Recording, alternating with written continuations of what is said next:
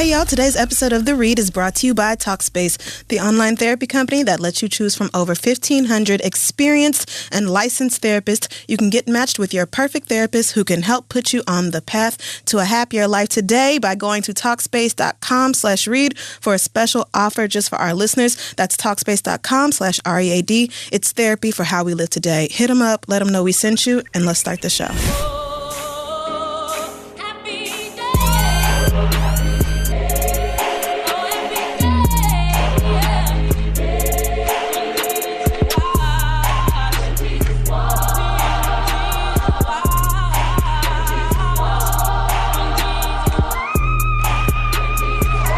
Okay, guys, welcome back to the show. I am Countess Vaughn. And I am Dee Reese. This is The Read. Hootie who? Why are you Countess Vaughn this week? I don't know. I just couldn't think of another nigga to name, honestly. So, okay. Shout out to Countess Vaughn, wherever you at doing things with your eyes. So yeah, back another week. My God, I don't know if y'all know what it takes to get down here sometimes, some week, like the energy it takes to pull it together, because hell is literally freezing over and it's raining snow outside right now. It's just a mess, but I'm just completely over it. We here. Anyways, did you watch the Oscars? So shout out to Hulu, because they actually put the Oscars on Hulu the next day, which I feel like they should do that with every award show, whether it's Hulu or whatever other service. So I did not watch the Oscars when they aired. I looked at like the red carpet stuff to see who I thought looked a mess and who didn't. I won't name any names. A couple of y'all really like these people, so I'm gonna leave them alone. But yeah, I watched the show on Hulu the next day, so that was a blessing because the Oscars are very, very, very long, and I got to fast forward through all of the shit I don't give a fuck about. That's nice. You know, I respect like the whole industry of filmmaking and all of those things, and each and every job that goes into it, but I don't necessarily need to see like who won like editing or like... Some of those are really industry specific. Like, it's just like, okay. Right. The ones I care about are usually like the first 5 minutes and then the last maybe 10, 15. That's how they get you. They started off with something everybody wants to see, and then they just kind of put all the stuff that goes in the middle in the middle. So I liked most of the montages. The ones that they showed before are like categories of like all the previous winners of different categories. Whoever mixed all of those clips together for the show, they deserve their own award. They should have been highlighted. I particularly liked the one that was kind of about, it was less of like a montage and it was mostly like it was a bunch of celebrities that were sitting down, I think, talking about inclusion and like the importance of different stories and points of views being involved in film and stuff. And that whole thing brought together was really dope, and a lot of the points that were made there were really good stuff. But overall, it was still the Oscars. I didn't expect the people I wanted to win things. I didn't watch... I think I watched most of... The only Best Picture nominees I didn't see was 3 Billboards Over Chickasaw County, whatever the fuck that shit is called. Wait a minute now. I didn't watch that. Close to Chickasaw County. So when Frances McDormand, is that her name? I think so. When she won, I couldn't... Like, I typically like to go and watch all of the movies so that, like, if somebody wins that I didn't want to win, I can say, oh, well, no, they should have given it to that. But I can't be like... Fuck her, right. Because I really felt like Homegirl from The Shape of Water should have won, or Margot Robbie. So you liked Shape of Water? I did. I heard it was about fish fucking. Okay. Is it really? Does she have sex with a fish in the movie? You should watch the movie. Oh, okay. Well... about fish fucking. Well, maybe not about it, but fish fucking happens. Then just, it's not... The idea of that has me like, oh my God. But I do love Octavia Spencer. I will support her till the end of time. So I feel like I will watch it, but that premise was floating around on the internet all night, and I was like, oh, okay, so maybe that'll be the last one. It's a love story in a way, sort of. Okay. But it's whatever. It's a good movie. I'm cautious, but okay. And I just really thought that, oh God, what is her name? Sally. I'll figure it out. But Sally Field, was she nominated for something? No, sweetie. But anyway, I think that she should have won for her role in the movie because I thought that Sally Hawkins, she did a really, really good job in that role. And I thought that Margot Robbie did a great job as Tanya Harding. But I never saw the movie for the Homegirl one. So I just had to sit there and eat that, I guess. Yeah. Knew they weren't going to give Octavia Spencer an award. She won one already. And so... Yeah.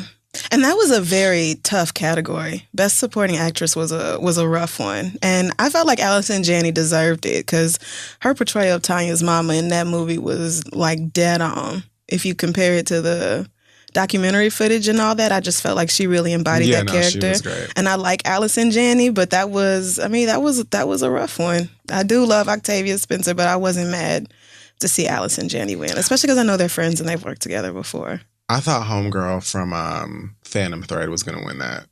I definitely have not seen that.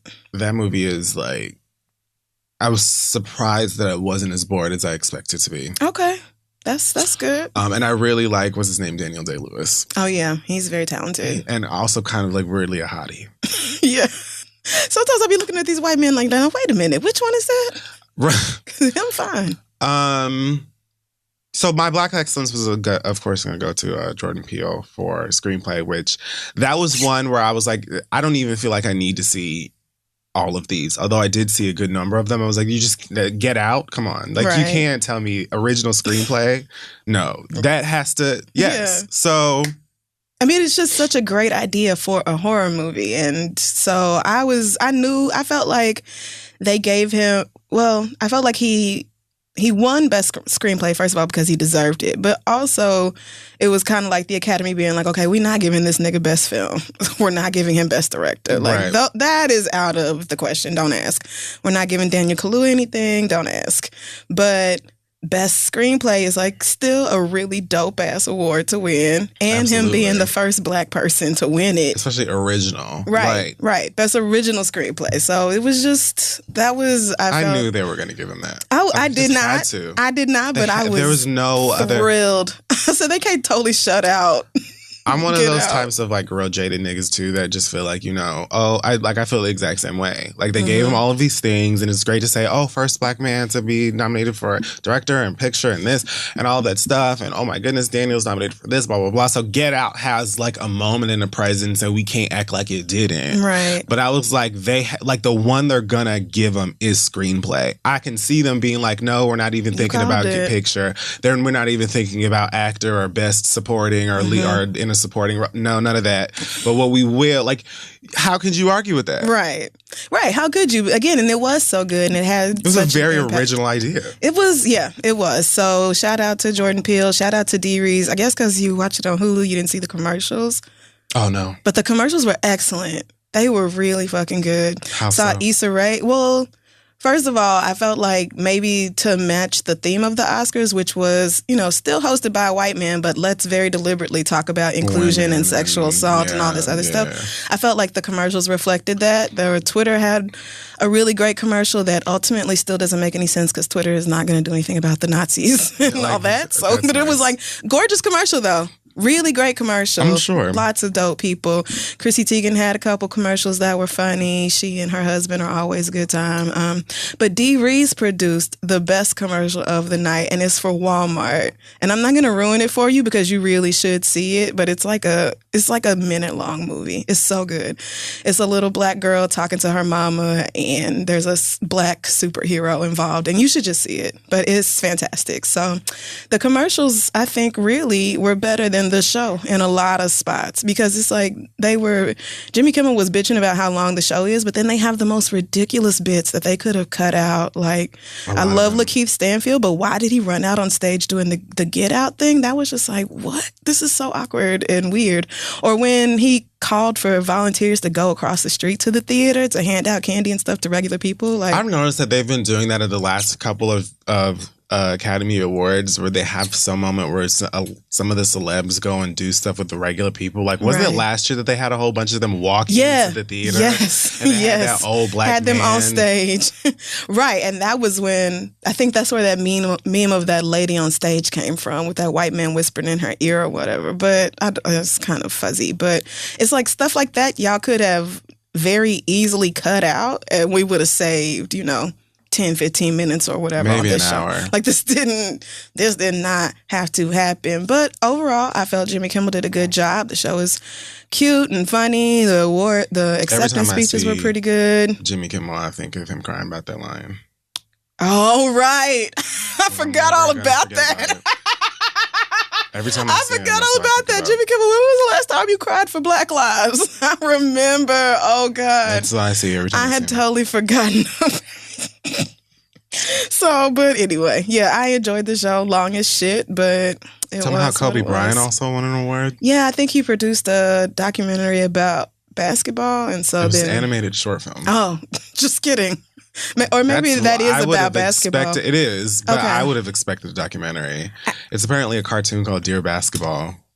I don't know if it's about his life or I don't know. I've never seen or heard about it. I didn't even know he was nominated. No, me either. So to see him on stage, even I was like, "What is this? What happened?" And that started a whole nother conversation about how are we talking about sexual assault and then Kobe being on stage. But that is what it is. But then also, how many other men in that audience and on that stage are also sexual predators, and we just don't, or people who have committed some form of sexual assault, and we just don't know about it. Probably most. Like every time the Disaster Artist came across the screen, I was sitting there like, oh, well, let's see if I hear some clapping or some applause. And they gave the girls, like James Franco, I don't think was nominated for anything, but the Disaster Artist was nominated for maybe a couple of awards. Okay. And so when it would come across or whatever, people would still applaud because, I mean... Right. A whole bunch of people put in work besides him. Right. It's not right. These productions are not just that one person, but that one person's name being attached can be what makes or breaks public perception about the project. So also, I don't care about Tommy Wiseau, so I never even saw that. Okay. You're fine. Sure. You don't even need to. After all of the best original song performances, though, and then Coco winning all of the animated awards, I did go and watch Coco the very next day. And again, wept off and on for like the last 45 minutes of that movie. Have you seen it? Mm-hmm. It's very sweet, very good. I didn't cry. It's beautiful. I did. Like everybody I know did, and I'm surprised. You're the only one who's like, I cried everything. I cried that Spearmint Gum with where they sing that I can. You know that song? The Help Falling in Love with You. That real slow shit. That made me cry first time I heard it. It was melodic. Well, it tugged at me in so many ways. It's the really idea good. Of being forgotten after death and another death after that, and all of the different aspects. I just was a wreck, especially the last 10, 15 minutes or so when he's like rushing to get home to play the song for Coco. Oh God. So that movie is truly amazing. Like that deserves all the awards and then some. Where it was like, okay, Coco's nominated for Best Animated Film. Okay, Coco's gonna win. Like I didn't even bother. I haven't seen the others or anything, but no. The only other one I think I even heard of was Ferdinand. Oh no, I've heard of The Boss Baby, which I've never seen. Is that the one where it's literally a baby who is like dressed up as a CEO or so? Or something? Something like that. I think the baby's actually grown, or I don't know. Oh yeah, it's a grown man. Okay, whatever. I think Alec Baldwin is the it voice. Never looked like it was for me. It didn't. So I've never watched that one. No. That's like the what was the animated where they had a whole movie about emojis? The Emoji Movie. That's the name of it. That also did not look like it was meant for me. I'm never going to watch that. Right. That's not my type of thing. So, but Coco is fantastic. If you haven't seen it, definitely rent that or whatever. It was free on my Fios. And I was like, okie doke. Yeah. Excellent movie. Turned right around and bought it. All right. So, congratulations to our Black Excellence winner. Everybody Black who was nominated or won. Mm-hmm. Things. And, special congratulations to Mary J. Blige. Of course. For your moment there. Your historic nomination. Kill you, makes you stronger, first of all. Who was the woman who was singing that circus song? The song from The Greatest Showman, This Is Me.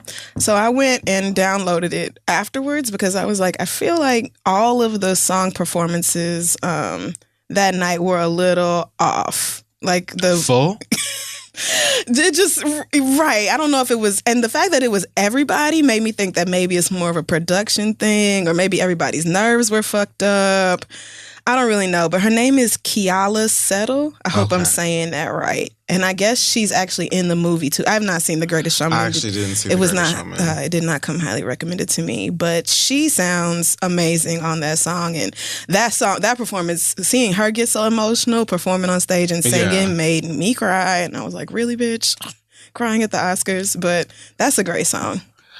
All right. So this week in 50 Shades of Tops. Okay. So we talked about Naomi Campbell dating this guy Skepta, the grime artist, rap artist, hip hop, London thing. Not too big for your boots. Is that the right one now? No, that's Stormzy. Okay, so well, then why do you? No, because I was reminding myself, like, that is not the same person. Not too big. Right, not too big. Right, not him.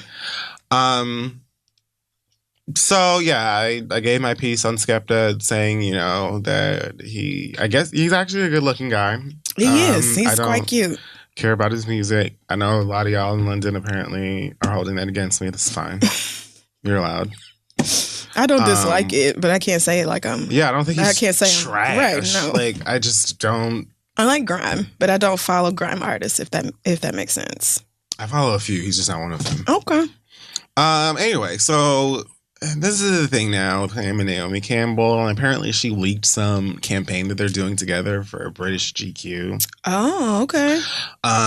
Where she's like topless in some boy shorts, or not boy shorts. They look like men. I don't know, boxer briefs and drawers. And yeah, there's lots of brown skin. It's a very sexy, sultry thing. But apparently this is supposed to be like a secret campaign, or there was some kind of promotion. Oh, no. That Naomi just said, fuck it, I don't want you to see me and my nigga. It feels like you can't do that. And then she deleted it, I think. And then tried to go and promote it the right way and posted like some photo of like the two of them again, but it's cropped so you can only like see their torso or part of it with a big question mark. First of all, everybody, like, he has tattoos, so most people would know who he was anyway. Who he is anyway. Right. Secondly, y'all have been spotted around, and he's referred to you as his girl or girlfriend or whatever like that before. Like, so then GQ said, fuck it, Naomi, you already ruined it. It's out. They put it out. Oh man, they didn't have her sign an NDA or anything. She could just do whatever she wants, right? Did and still does. I'm not signing your fucking NDA. Do you want me on your magazine or not, bitch? So she's on the cover of GQ with Skepta. It says race, sex, love, and power. It is very sultry, and I wouldn't mind a sex tape leaking. Yeah, he's looking like he did not have to be directed for this shoot at all. He didn't need nobody to tell him what to do, how to look at her. Chemistry. Like, this is this looks extremely real. Like, if the crew was not there, this would be a totally different, So, but very sexy. I've seen some other pictures of them. They look good together. They called like rap or whatever, and they still had, okay, we're done. You guys, you can literally leave. Y'all are done. Your car is waiting outside. We are not done. You can go. Naomi Campbell will probably never be unattractive in all of her days. Right. It's not looking like it. It's really not. Humble guy. Like, and shout out to her for getting a nigga 12 years younger than her. Yes, somebody to keep up. I know Naomi was like, I don't have time for these 50-year-old niggas. They don't keep it up and they can't keep going. This nigga Skepta gives me rounds. Everybody is dating younger men. Okay, Skepta is 35 though. Okay. Right. So that's she's 47, right. I mean, yeah. 12 years younger is still an adult. I just wanted to know like the exact age for my own curiosity. 35 is I've seen enough, and hopefully. Right. Hopefully he's not a dumbass. Have like at least a 35-year-old sensibility and behavioral pattern. But you always have to cross your fingers and wish real hard when it comes to men, because they just... Unlike Black China, who's... Oh, what the fuck is that? Out here going to college, like, What are those things? That's what I don't know, mixers. You know, the first day of college where everybody goes orientation, freshman orientation. She's going to freshman orientation. If that, he looks like high school is maybe not done for him. Like maybe this is his last semester. He has a childlike face even. Like looking at that boy, I'm like, that is a child. Like that is nobody's grown man. And what is she, like 28, 29? Girl, what are you doing? Her That's ass nasty. Is 70. It is nasty. That is, I'm sorry, it's gross. Her ass is 75. And that's another thing. She needs to go back under the knife and why ask don't you just them take to it just out? Remove Can it. you? I've heard some cases like it's not that always that easy, depending on. I think it depends on what they. First of all, who you went to, what they put in there, because the really good doctors are expensive. How they did it, right? What they put in, how they did it, right? And Black China has had that ass for longer than she's had the amount of money I'm guessing she has at this point. So it wouldn't be a gag to me that when she was dancing at KOD or whatever, she took, you know, a couple $100s or a buddy pass down to Brazil or Dominican Republic or wherever it is you go. Where them girls get them discount budget surgeries or whatever, and it's just not worth it because look at how it ages. I think Kim Kardashian got hers corrected. I think she did. She had, I mean... Either that or she just stopped showing it. She could probably get like stem cells or something put together. Just reconstructing her. Just build her a new ass. I mean, genetically. Resources. But she needs to, Black China needs to go back. It's horrendous. And have them do something with that because it just looks disgusting. Like, and she I don't know keeps who showing told it y'all off. as big as it gets is like literally the bigger the better. But at a certain point, it looks like a growth. It doesn't even look like your ass. It looks like something. You look sick. Something infected is on your ass. So, and it might be. And it truly might be. So, it looks like Blac Chyna is making nothing but bad decisions, which is pretty. I was almost rooting for her. I was 10-15% rooting for her. Yeah, because especially when it looked like she was about to play the Kardashians, I think that's when I was probably team. I mean, ultimately, yeah, Kris Jenner is still writing her child support check every month. She does have that going for her, but I just thought she was going to use the new attention on her and the fact that she does have a Kardashian baby to her advantage in any way. And it looks like she has not. See, the thing about it is it's not that simple. Like if you were going to pull the gag out from underneath their feet, you should have had a game plan. Right. Okay? You needed a plan. You should have been ready like, okay, now's the time. The gag has been released. It's a go. You didn't have one. Right. Like all this back and forth with Gloria Allred's daughter talking about, you know, who's suing who this week and I changed my mind, I'm gonna sue them bitches again and well maybe not, and then all I really wanted was a Christmas card. I didn't get to come to Thanksgiving and can you pay for my legal fee? Like whatever the fuck, that whole back and forth, it's just not cute on your end. Right. They are always going to use their money and influence to embarrass whoever they don't like. Mm-hmm. Like that's just what they do.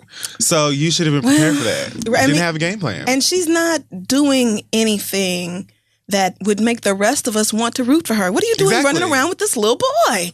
Thanks. That is so nasty. Thanks. Like you should have been out here with a nigga, like a crisp somebody like, to few elevate years. You, right. Not somebody you elevate. Like, what are you doing? You should be pissing this nigga and the rest of them off. Like, well, actually, this is what I've been going for the whole time. Mm-hmm. I just needed for you to get this baby gestating and then let me have it and then give me my money so I can laugh. But then you decided to go and whatever the fuck she's doing, selling tummy tea and teeth whiteners and being just still the quintessential thought. One of the boys from Ray Shremmer, the one that doesn't still look like Eartha Kitt, apparently his girlfriend. Sway Lee? Yeah, him. Dustin said that baby looked like Eartha Kitt. I mean, he did. Dustin ain't shit. Apparently they messed around because the girlfriend is saying gross. The Blac Chyna messed with him. I think he's also 7. And then there's I was about to say, how old is he? He don't look like he's been 20. through puberty either. I don't know. They're children. Oh, God. I'm guessing 20. 19? 22. That's better than I thought. Much better than I thought. All right. I will leave that alone. The point is, Blac Chyna Just what the fuck are you doing? Wishing you the best out there wherever you're at. And also to Naomi Campbell, who will be fine forever, and Skepta, who, you know, is dating Naomi Campbell and also seems to have like a pretty respectable career in rap. I think he's friends with Drake. I think he's Julie's sister, Julie Adenuga. Yeah, he is. Yeah, so, you know, comes from a very musical background and seems to appreciate the glory that is Naomi Campbell. This man don't look like he is underestimating or not appreciative of the gift he has been blessed with. So congrats to them. Yeah, I hope they're happy and stay happy. Next up, so who's not staying together happy anymore is Usher and his wife, Grace Miguel. They have been together for almost 10 years, married for 2.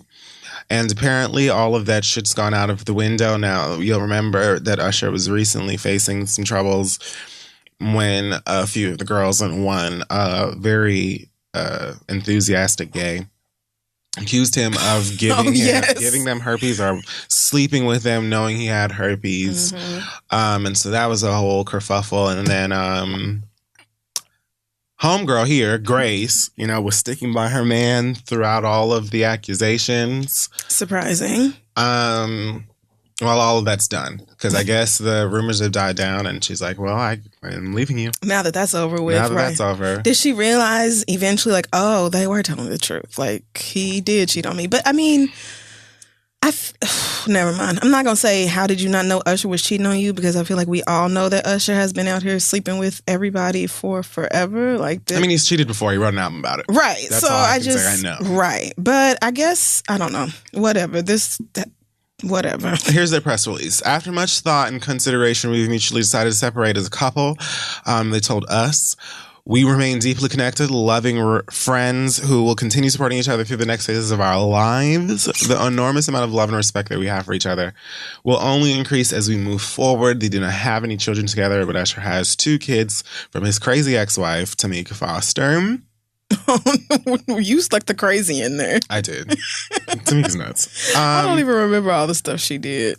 She was just a pistol. I mean, she's not crazy. She was just a lot. Like publicly. Wasn't she on that Atlanta Exes show or something? Yeah. Oh, man.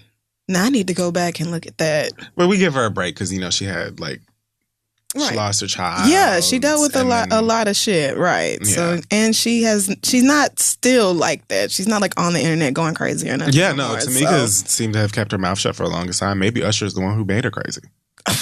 Niggas do it. Would not be surprised if she probably was crazy after trying to like actually stay like a faithful married wife, like trying to keep that up with somebody who was not trying to hold up his end of the bargain. Maybe. I don't know the story. But that was right after Chili.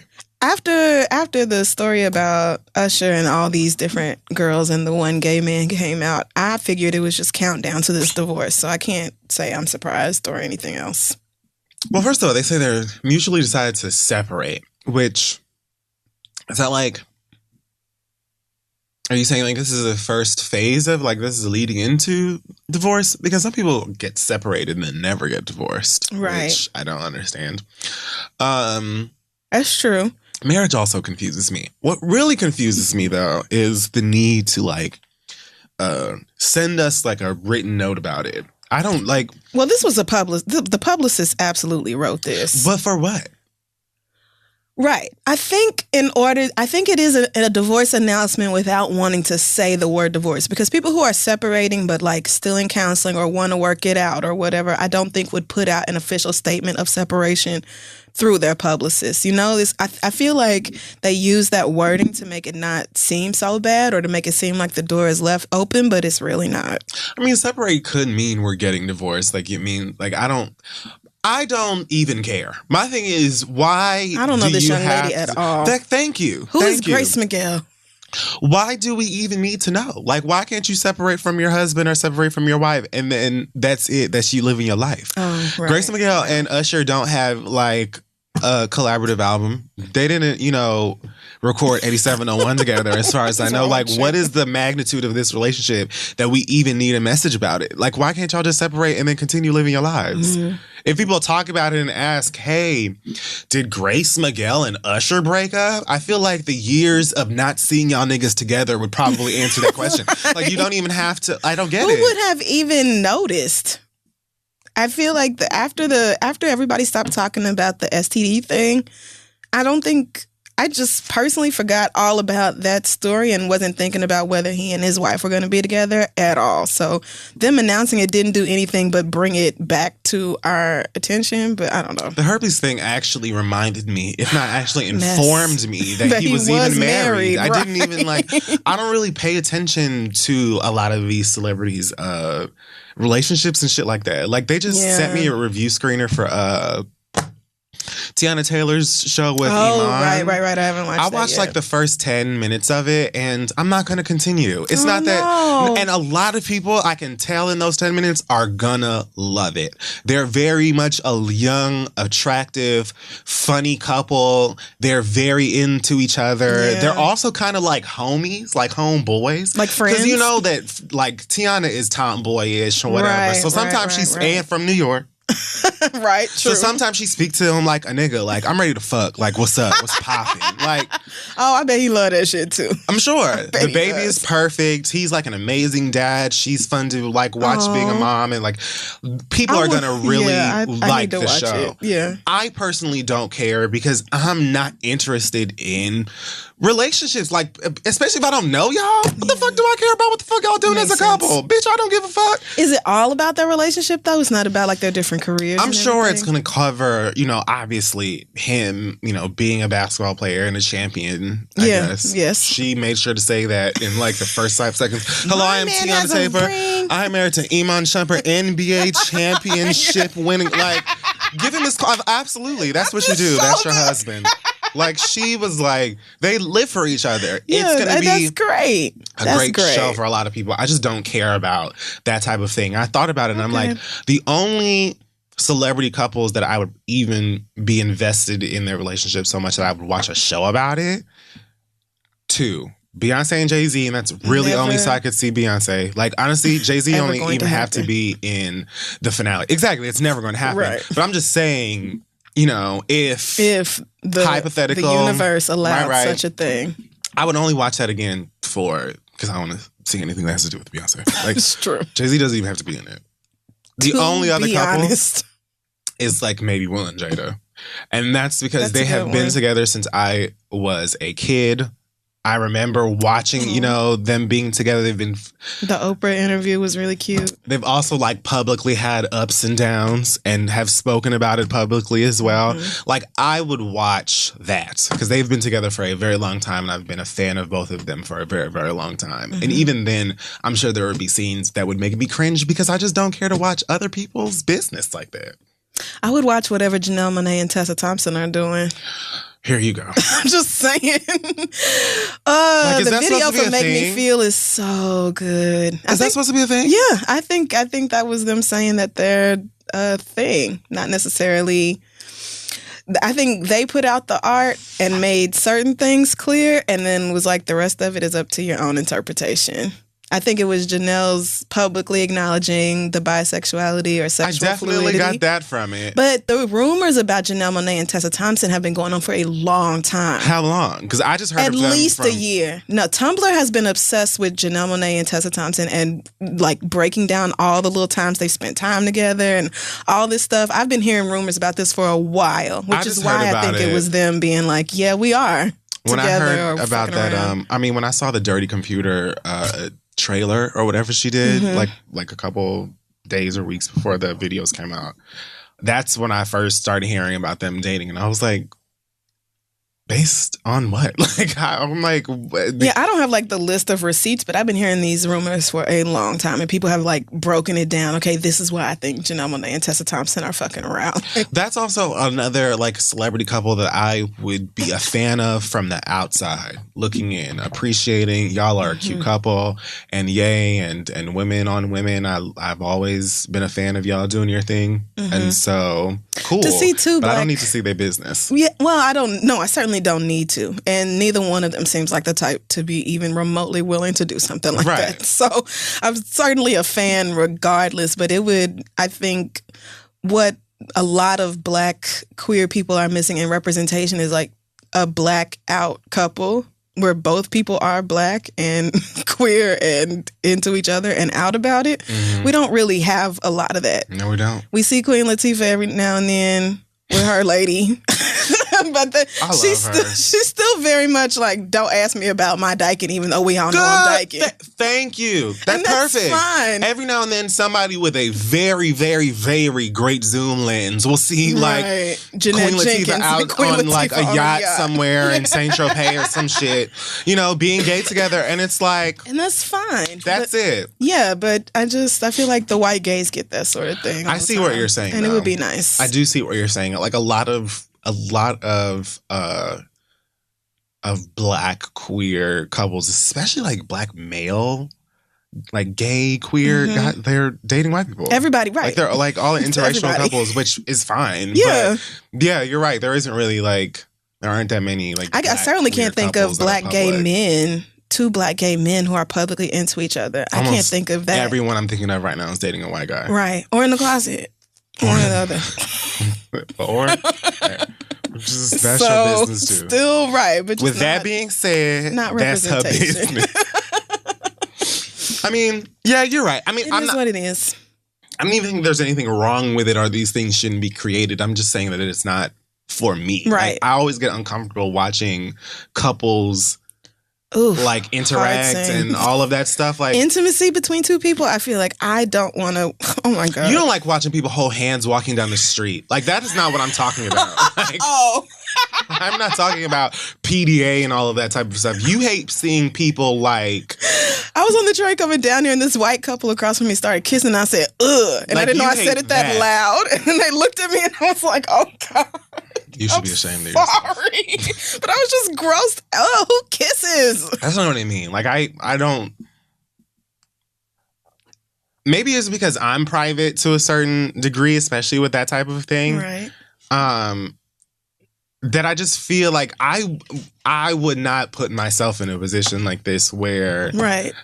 I mean, I currently do not put the people I date on Instagram. Or anything else. Like, I'm not public with my relationships, so I'm not going to ask famous people to do that either, especially when you can lose so much by being publicly gay. And you can, like, there are still, you know, the church folks who will write you off and not support anything you do if you come out. And there is still bias across industries for that sort of thing. So I'm not asking nobody else to be that. I think it would be dope as far as...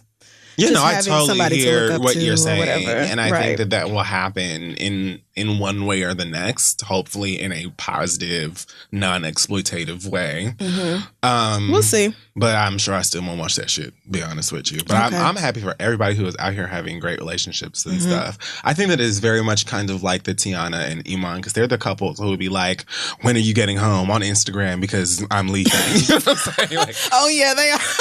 I'm leaking. Like Janae Aiko and Big Sean. Like, oh, my clit is throbbing. Like, what time are you getting off? Oh, my God. Like, give me that big dick. You be like, damn, girl. Like, okay. Can you not? I'm happy that you're getting some. Do it for the ones like me who ain't. Right. Bitch. Yeah, get it for me, girl. Graphic. All right. I would watch the Will and Jada one. I would, especially because they could easily be executive producers and put something out that they approve of.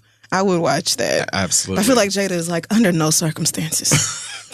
Will, you and your little Instagram, that's cute and all that. I feel like she would do it if she was, you know, if they were in full control and executive producing and all that type of stuff. I feel like it would be, the reason I like it is I feel like they would have a lot to say about relationships in general. Like, I'd be really on Will Smith's Instagram ready to send him like a 5-paragraph essay about how he just continuously preaches to me. Yes, and how his Instagram is a blessing to my life. Right. So, I mean, I don't think, you know, they're not relationship experts, but I feel like I would probably get a lot of really good moments and quotes out of something like that versus just watching 2 cute people be cute together. Right. Or watching Heavenly be a mess on Married to Medicine. And she considers herself a relationship expert, her and Daddy. Like, I feel like that should be like a title that is given to you. Like, you know something, you're like a relationship expert. Other people should decide that you are that. Right. That should not be something you're able to say. Especially if you're very, very bad at it. Right. And everybody around you is like, wow, you're awful at what you claim to be like your specialty. You're not good at this. So also Usher was seen leaving a party recently with Amara La Negra. So now they're saying that they're dating. Oh, really? Although they're probably just working on music together or something that would make a lot more sense. I would go there first. But, you can't be like... You can't have like a male and female celebrity sit next to each other. Right, without the rumors starting. Saying, oh, hey. Next. Oh, so I guess there's a theme here. Mary J. Blige has finally settled her divorce from the fourth growth sister, Kendall Isaacs. Ashy begging ass, Steven ass bitch. Oh, raggedy asshole. So apparently they're supposed to meet in court on this past Monday, but somehow came to an agreement and a settlement prior to the court date. They haven't disclosed what the details of the settlement are. Mm-hmm.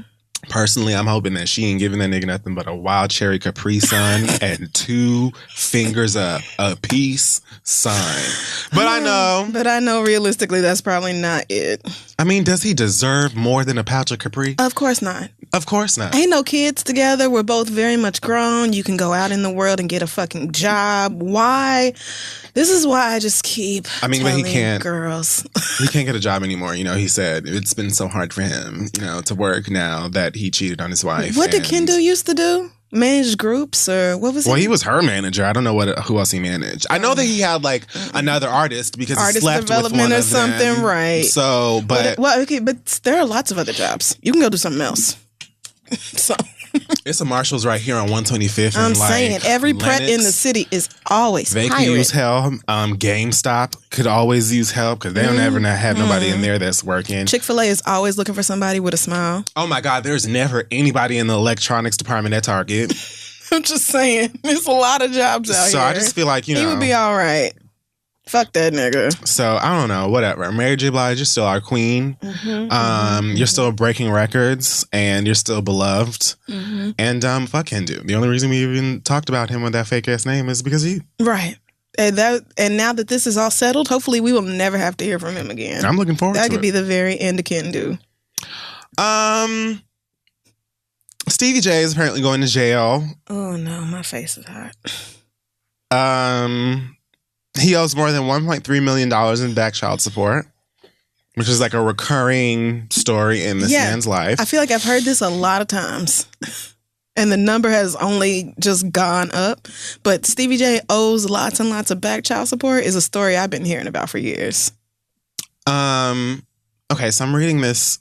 These cases are usually handled in state court, but the amount owed, the length of time, and the fact that the people involved are in different states all make it a federal case. Jesus.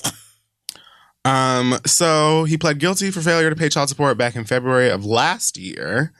Has accepted full responsibility and has been ordered to fork over 1.3. Well, it's officially $1,304,835.86 American cents. He was also placed on probation for 3 years, and so it looks like he's got to go to court for sentencing. I think in April. Oh wow. So how did he get probation for 3 years and end up still having to go to jail? He must have fucked up. I don't think that he's paid the money. Like, I don't really know how this has gotten to this point, but wow. It says federal prosecutors wanted him to do a hard time from the jump, so. Well, I don't know how many women this is. I don't know how many kids this is. I'm assuming it's a whole ass bundle. But Stevie J has made more than enough money exploiting Jocelyn on Love and Hip Hop for years to have been paid his back child support and then some. I know good and damn well Mona's checks was enough for, especially since Stevie J was like the head of that franchise. Since the first one. Right. So I know like good and damn well, right. He's one of them niggas who feel like as long as he call his kid twice a month and send some shoes, then he don't have to pay child support. Clearly. And I guess he thought it was just never going to be a thing. Like he was never actually going to have to. I don't know what niggas $1.3 million. How many kids is that? That is insane. 6. That is insane, nigga. And you must ain't been paying like all their lives. I saw previews for whatever his new show is.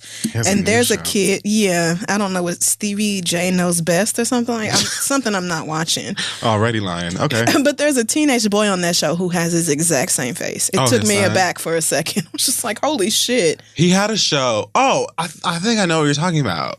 Like it's a VH1 show that's just him and his family. Yeah. It's just him and his kids. I've seen that boy on there before, and he does look exactly like him, and it's kind of scary. Yeah. But that child is old. Leave It to Stevie J. I think that's what it's called. That's also appropriate. Yeah.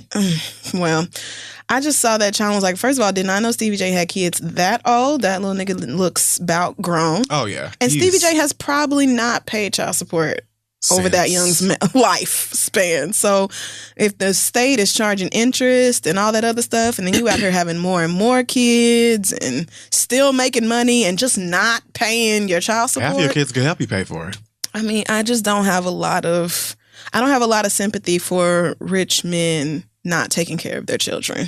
That is just that. I just don't even know how I mean, I know that like how much you earn has to do with it and stuff like that too, like how it gets to that much money always baffles me. I don't have kids, so I don't pay child support. Thank you, God. I mean, little blessings. Well, when you have so many kids. Right. And you never pay child support. And there's probably all kind of fees and shit tacked in there too. And now all of a sudden you got a $1.3 million bill. Especially if you know the severity of not paying it. Right. Like, why? What have you been doing with the past 9-10 seasons of Mona Money? Game anymore. I feel like men feel like they can still get away with that because for so long they have been able to get away with that. I mean, true. But DNA came along and fucked the game up. And now y'all really have to take care of these kids you made out here. And it's not optional. It's not optional no more. I don't get it. It confuses me. Oh well, Stevie J. He is. You know how I feel about him. Ever since he came on our show, I've just been like, all right, I don't need anything else to do with that. So it's been looking really great out here for Safari ever since his shake weight was unleashed to the internet. Really? And apparently, his new song, Hunnid, that is spelled HUNNID, is making its way up the iTunes charts. Because of that dick. I mean, duh. Also, he's been seen partying where girls have literally been fighting and shoving one another out of the way for a chance to grind up on him. And he just said help. He didn't need help. He's loving this shit. I bet you Safari is just like, finally, the world understands my gifts.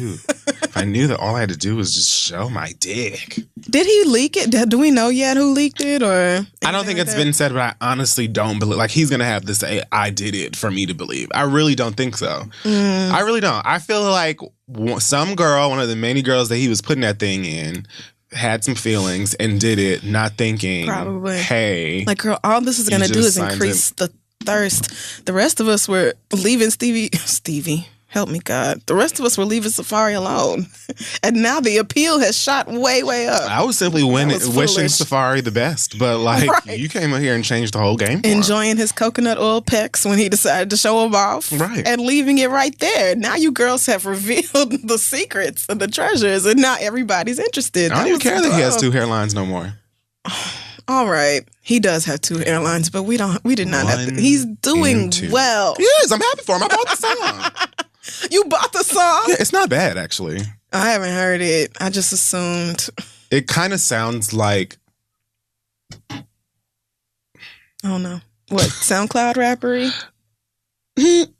Well, yes. It's not a bad song. Okay. In comparison to all of the other rap songs that are out right now. Like, it's good. It's catchy. You know what I'm saying? Amongst the sea of trash, it's not the trashiest. That's what that sounds like. Like, the only thing that you could... It's Safari. So you're hearing Safari rap, and we have a history, and many people have already got feelings towards Safari and so on and so forth. So that might be awkward depending on how you feel about him. But as a song itself, if it were Nicki Minaj, it would be popping. Okay. And it sounds like it could be. I'll listen to it. It's not awful. So congratulations to him. He's also been seen with Juju a lot more lately, so they're fueling that dating thing, which Juju, just get you. Well, all niggas ain't shit. I mean, I don't trust none of these niggas. I was gonna say, get you one of these niggas with a crisp suit, an old Mark Daly ass nigga. They got whole other families too. They do. So fuck that. They just got them in other countries, so that's how you feel like, they keep it away from you. Right. They send the money down to Colombia or fucking or Venezuela or some shit. Right. I think you don't know. Fucking the game up, hiding assets and shit. See, it's just like, I would tell her not to fuck around with another rapper, but it don't even matter. It doesn't. I'm certain she doesn't take Safari seriously, like expecting him to be faithful or monogamous or anything like that. I'm certain nobody has those kind of expectations of Safari at this point in his life. So I don't think she's like trying to play herself. It's probably just a setup for Love and Hip Hop. It's probably just a storyline set up. I don't even know if I believe it yet. Something Mona has orchestrated. Because wasn't he fucking with Dream? About 3 of them other bitches. Something, right. It's always that's just the New York somebody. Side. He was fucking with a couple of them in LA. Right. Mm-hmm. His storyline is fucking with the other girls on whatever franchise he's on, so. He does need like a Juju type girl. I think Juju should just be set free from these niggas. Right. Juju don't deserve this. Right. Yeah. What a pretty girl. She's gorgeous. So pretty, so smart, educated. Right. The thought of wasting that many years on some nigga who was just like, in the end, I wasn't having fun no more, or whatever. Like, what? Ugh.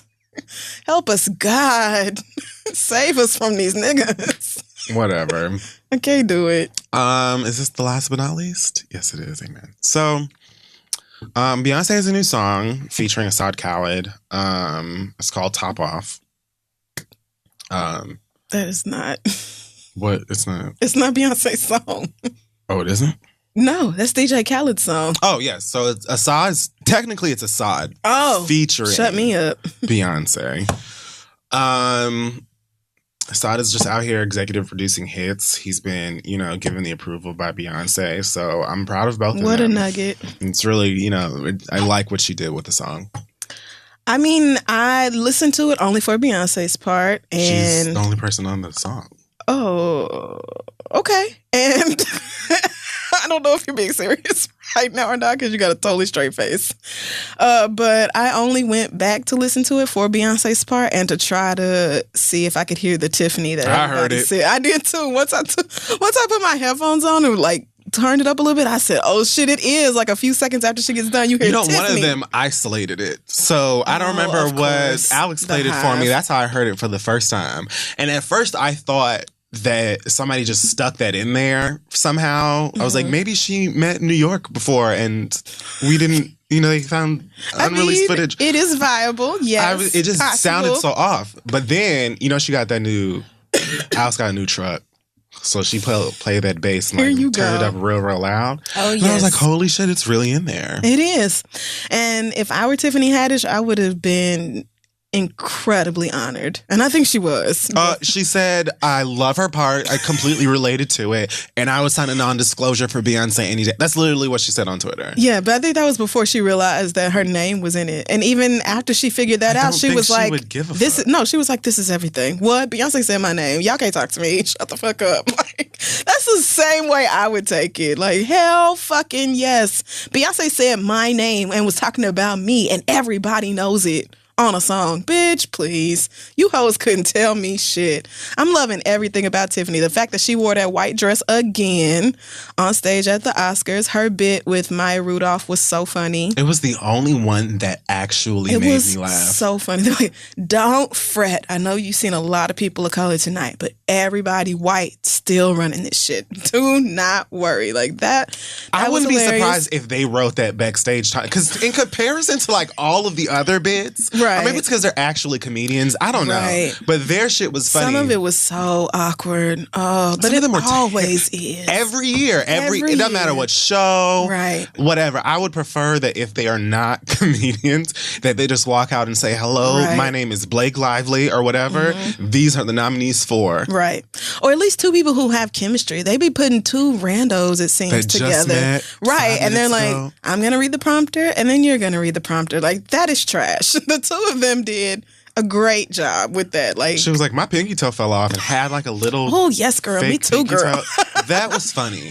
Shout out to them. Yes. And her hopping over the rope at the carpet to go talk to Meryl Streep. That's some shit I would have done. Tiffany Haddish is like aggressively a regular person. Yeah.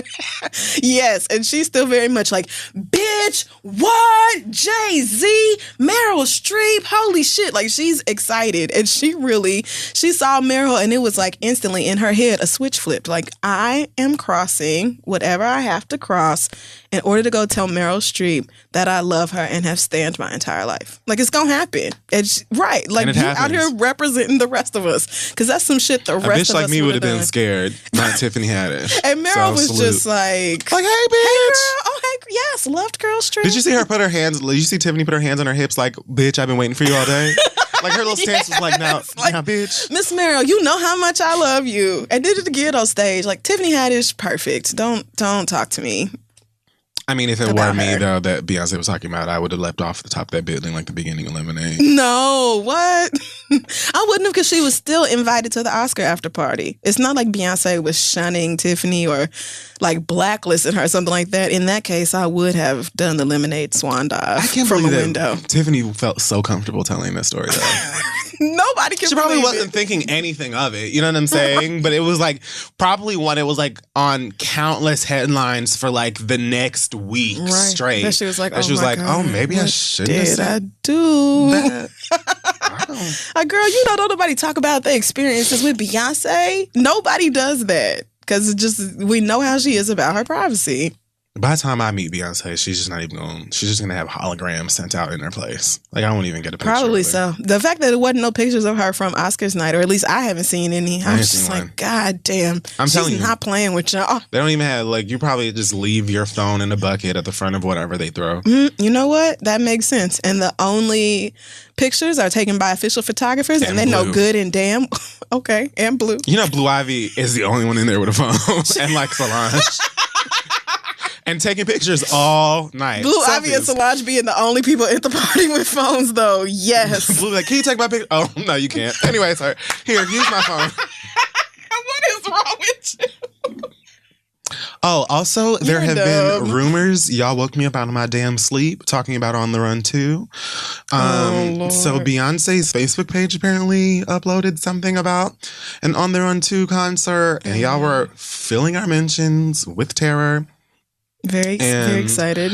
You know, I don't wake up until 7 o'clock in the evening. So afternoon. Yeah, that's my afternoon. It is your afternoon.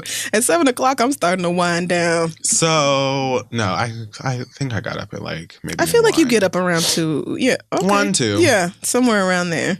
And so I was just scrolling like the app on my phone will like stop at like the last mention or whatever that I looked at. Mm-hmm. So I'm scrolling up. I'm looking at all of these people freaking out. Oh my gosh, I don't know I have my coins together yet. I didn't listen. Oh my goodness. And I'm just waiting for the message that says this is not happening at all. And then eventually, oh my gosh, it's gone. It's all right, deleted. It's not there anymore. Okay. Right. All content. So now I'm reading sources have told Billboard that there actually is an On the Run 2 tour happening this summer. These, I guess, are sources from Ticketmaster and Live Nation. I don't know. I saw the Ticketmaster. I saw it on Ticketmaster. I saw the Beyonce thing. So I assumed it was real, but it was not supposed to be published at that time. I assumed that. Billboard says that a lot of Coachella acts are required to hold off on announcing their own tour until after the festival, which when I last saw Alex, the same time that we listened to the song together, I said I feel like Coachella is going to be when she kicks off the new era. Like, I don't even feel like... that makes sense. I don't feel like, new album the day of or whatever. Maybe like a new song, but I feel like she's going to give medley, really sickening performance at Coachella and then maybe like right after Coachella, she'll be like, so give me your money. I'm going back on the road. And you already knew this. You saw my braids. You saw my MacBook. I don't even know why you're acting shocked. Right. But yeah, I didn't expect to hear anything before that also. So I did expect, whether or not it was real, that it wasn't the moment. Right.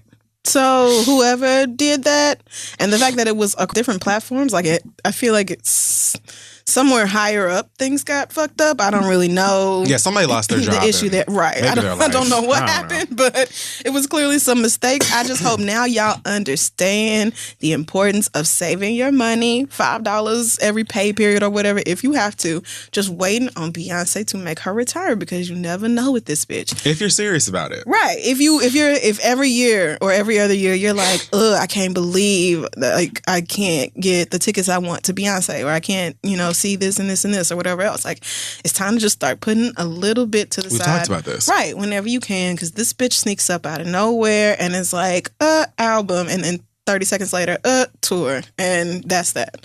Now, as far as On the Run 2, I can't say that I am dying to go, but there is no way that I cannot go. So I'm waiting for the tickets to be on sale for real. Beyonce's getting my money and my attendance, regardless of whatever else is going on. Right. Luckily for me, as a Beyonce fan, she's married to Jay-Z. She didn't marry not a bad artist. G-Eazy or fucking, Little Xan, or I don't know, but little Jay-Z. Somebody I can't stand. I love Jay-Z as a rapper. I love Jay-Z as a rapper too. He's got a great catalog and things of that nature as well. So if there is a rapper or another artist that's going to be on stage with Beyonce for a whole 2 hours, 2.5, 3 hours or whatever, fine with that. Bring your husband along with you, girl. I'm coming regardless. Right. So I'm coming even if he's there. On the run, on the walk, on the jog, on the skit. I don't care what you call it. Beyonce's there. I'm coming. So. And she knows that. She does. She don't care if we still mad at Jay-Z. We're going to be there anyway. So you bitches, y'all can complain all you want to. When them tickets go on sale, you going to be refreshing like crazy and in the group chats trying to see who got their money together for real and all this other shit, because you going to see. I'm not going to miss Beyonce. I'm just not. I'm not. Somebody was like, what if she brings Chris Brown with her? Would you go see Beyonce and Chris Brown? Bitch, hell yes. Duh. Beyonce and anybody. I'm going to the show. I am. Beyonce's not going to do me wrong. She's not going to fail me. Taylor Swift.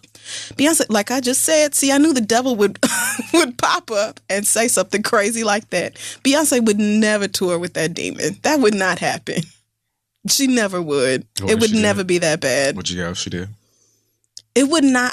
It's not. It isn't possible. It's like touring with a Kardashian. Okay. If she did. Yes, but I would actively ignore Taylor Swift on stage. That's the proper answer. You win. I can't say that I'm not going to go because, bitch, I'm going to go. Everybody knows how I feel about her, and I'm still going to be there. I'm just going to sit the fuck down when she come out. But I'm going to be mad at myself for actually, directly giving Taylor Swift money. I will be upset with myself for that. I would be more upset with the universe for creating a situation like that, because I can't really be upset at Beyonce. I refuse. And, I'm just, it is what it is. If that were a horrible But that's, like I said, that's never going to happen. Maybe in an alternate universe. Another place, another time. Right. Another world. Time and space it's expansive. Another life. Maybe in an alternate or a parallel reality that would happen. Right. And in that parallel reality, that me is at that concert. And just know that typically at a Beyonce concert, you got to take your pictures and you got to do your whole videos and stuff like that. And you don't really get to upload a lot of it until after, unless you want to be dumb and miss it or watch the whole concert through your phone. Right. So, Which a lot of people end up doing. Which is like, why didn't you just wait for a DVD or a stream? You are the DVD. Right. You are the stream.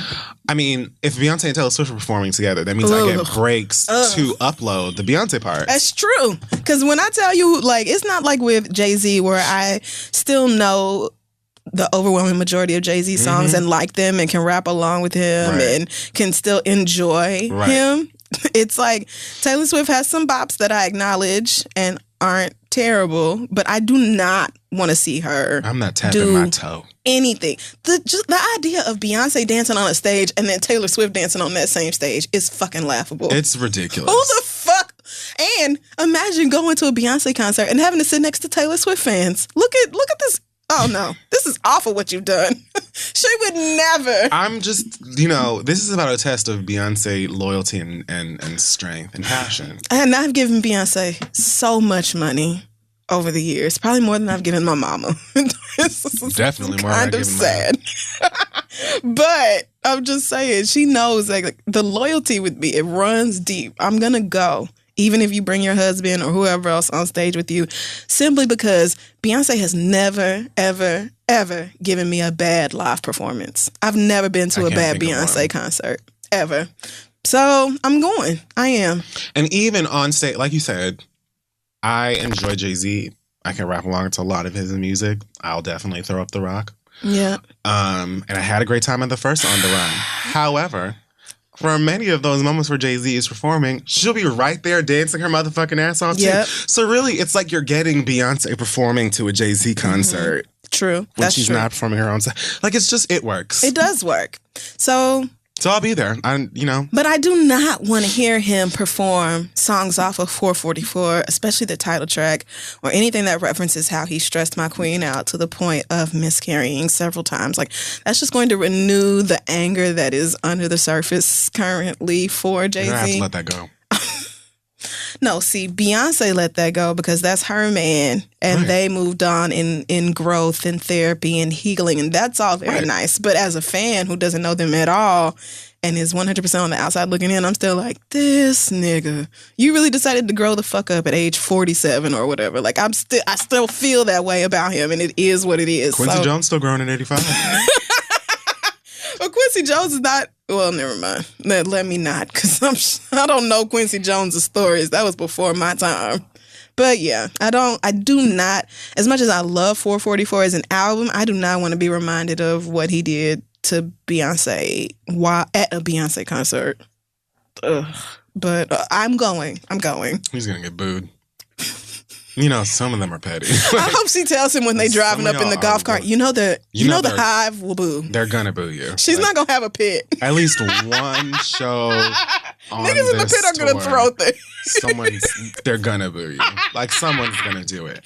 A big enough crowd to where you can hear it. Yeah. Not everybody. Not even close to everybody. And it's only going to take one drunk, it's gonna be really that one section. Raging fan to get the boo started. And then you're going to hear like, oh, section A13, they're over there with that bullshit. Yeah. At least one show, they're going to boo Jay-Z. Even though the family clearly is fine. Right. Even though they have moved on and everything's going great over there. And Sir and Rumi are here and everybody's having a good time. We're still mad. So... but he has to know that. He has to know this. I feel pictures coming. Yeah. That bitch loves to give us family movies and shit at the shows, right? Ugh. Maybe even Coachella will get like a little, an eyebrow just to show you that the Beyonce gene is still there. I'm wondering if she's going to do it like she did with the Super Bowl, how she had the Formation performance and then Lemonade came out later. I wonder if Coachella is going to be like a tease of the new stuff, or are we just getting like...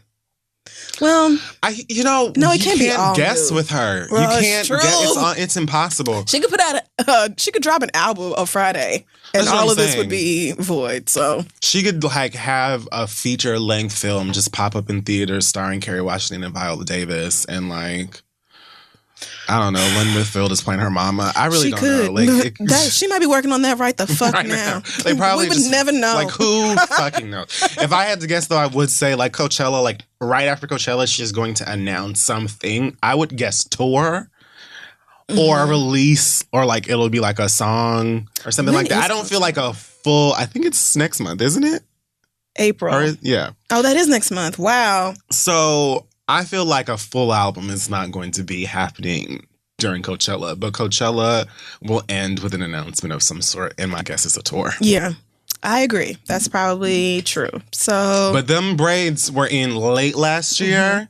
That MacBook was out last year. Yep. The Queen has recorded one of her best in 2 weeks. So, just saying, like... I'm always ready. I feel like every day I wake up with the full expectation that Beyonce might fuck up my life that day. Because you just never know. So I'm just always prepared. Not unlike the storm outside right now. Oh. Comes when you least expect it, and you just have to deal. Seemed a little bit innocent at first, like not going to be so bad. Oh, is this overrated? Maybe it is. And then it swoops in on your ass like, bitch, overrated where? I just can't Fuck wait. you and your family too. I just can't wait. Yep. Whatever she's going to give us, I'm ready for. Well, that's all this week for, 50 Shades of Hot Tops? Whatever the fuck I called it. We'll be back. Hey, y'all hiring? Every business needs great people and a better way to find them. Something better than posting your job online and praying for the right people to see it. And today's sponsor, ZipRecruiter, knew there was a smarter way, so they built a platform that finds the right job candidates for you. ZipRecruiter learns what you're looking for, identifies people with the right experience, and invites them to apply to your job. These invitations have revolutionized how you find your next hire. So it's very simple. In fact, 80% of employers who post a job on ZipRecruiter get a quality candidate through the site in just one day. So if you're in a hurry and you're looking for great people in a small amount of time, go to ZipRecruiter. It does not stop there. They even spotlight the strongest applications you receive, so you never miss a great match. Super easy. Yes, the right candidates are out there. ZipRecruiter is how you find them. Businesses of all sizes are trusting ZipRecruiter to help them with their hiring needs. And right now, you can try ZipRecruiter for free. Just go to ZipRecruiter.com/theread. That is ZipRecruiter.com/theread. It's the smartest way to hire. So tell all the Kendus and everybody else in your life to get on the site. And if you know somebody who's hiring, let them know. Qualified candidates, ZipRecruiter.com/theread. Tell them we sent you. Let's move on. Okay, we're back, and it is now time for our listener letters. Yes, send your questions to asktheread@gmail.com. Thank you to everybody who emailed us to say G-Eazy is not the one saying nigga on that song. It's actually ASAP somebody. I couldn't tell that via Google, so I would have just never known. I just feel like I would have noticed. I've heard that song in the club enough times. Okay. Well, so yeah, thanks everybody for that. Let me take a look at what we have this week. There is... See, I'm seeing Rachel Dolezal, and I'm just going to move right past that because the devil's a fucking liar. Let's start out with Harley. Harley's Jamaican. I can tell because of the flag she put in her email. Cool. And she says, lots of nice things. Thank you so much, girl. And then now for the bullshit in my life. I've been with this guy for a year, and he has never spent the night with me. This man and I were friends for 3 years before we started dating. He's a great guy, intelligent, kind, funny, about to go to medical school, and is always trying to take care of me and satisfy me in more ways than just sexually. So when I first found out that he wasn't, quote unquote, comfortable with spending the night, I was confused. I understand sleeping next to someone is intimate, but this nigga fucks the shit out of me all the time. So it's like you're comfortable being inside me, but uncomfortable sleeping next to me. I've talked to him about this a lot of times, and he keeps repeating the same bullshit about being uncomfortable. After a while, I stopped bringing it up, but then he told me he loved me last week while we were at dinner. For some reason, I thought that him saying that would change things, so a few days after, I spoke to him again about spending the night, and it's clear he's not budging on the issue. What should I do? I thought about either leaving him or taking sex off the table completely. I feel kind of foolish for thinking of leaving him over this, but am I making too big of a deal? Any advice would be dearly appreciated. Thank you so much. Big ups, Harley. Harley, you were never going to take sex off of the table. Stop it. Like, that wasn't, you're not going to do that. You're either going to leave him or you're going to continue getting fucked. And, I mean, that's your business. Well, just being real. I'm just being real. Like, taking sex off of the table and then doing what? Right. Going to fucking Chili's? Like, y'all niggas, stop it. I would just leave him, honestly, to be honest with you. I mean, here's the thing. I don't really understand what that's about. I'm not even going to try and fill your head with a whole bunch of messy possibilities of what all of this could mean. I think if you've known him for 3 years, y'all have been intimate for a year, and you've been having sex, I'm guessing great sex from the way you worded it, for around that time, but he's uncomfortable. I mean, I love sleeping by myself. Same. I enjoy it. Same. Whether you come over or I go to you, I really enjoy being in bed alone. And I have found in the past that sometimes it is awkward for niggas to be like, all right, bye. You know what I'm saying? Or, you can go now. Thank you so much. You know, like, I'd like to sleep alone. Yeah, but that's not a problem for me. If he loves you and y'all have been together for a year, I would be a little questionable about why it's just like absolutely no, not even once I'm not spending the night with you. But I really, I'm just speaking for myself when I say this. At this point in my life, I wouldn't really be putting too much energy in trying to figure out why. Right. I would just know that I'm unsatisfied and you're not budging on helping satisfy me in a way that I find simple. So I'm going to go and get satisfied somewhere else. Yeah. Well, my first thought was either his mama or his wife is keeping him from spending the night. That's what I'm like. And I said I didn't want to say all that because I don't know this nigga. But like, I was thinking wife. Or girlfriend. Right. There's probably somebody else who would be very pissed if he spent the night at your house because then he's gone missing for too long. Right. Where have you been? Not to say he's cheating on you. It's just what it sounds like. I can't think of anything else. Right. But then also I want to make sure that, like, are y'all actually in a relationship or have y'all just been fucking for a year? It doesn't sound like it. Right. Because I have adopted a new policy as far as, like, casual sex is concerned where I do not spend the night under any circumstances, even if it is like, I don't know, 3 a.m. or whatever. I'm just going to take a cab home. I'm not spending the night. It keeps things right. It just keeps clear. Right. And I love getting in the middle of my bed and laying out like a fucking starfish or just tossing and turning, doing whatever I want to do. But that is with people that I am just sleeping with. If I was in a relationship with somebody, I think spending the night with them would be something it's certainly something I would want to do. Or if it mattered to them, then I would be, a lot more open to it. Even if he's like, I don't want to, spend the night, and then, you wake up the next day and y'all eat breakfast, and the next thing you know, y'all been sitting up watching Judge Judy all day, and now it's 1 o'clock and you still at this girl's house or whatever. Like, that's annoying. So even if you have to force yourself to get up in the morning and go home, if it matters to your girlfriend to spend the night, then I just feel like that's something that can be negotiated or whatever. It sounds like either y'all aren't in a relationship or him just being uncomfortable for a year. That just doesn't make sense. It doesn't make sense to me either. And like, here's the thing.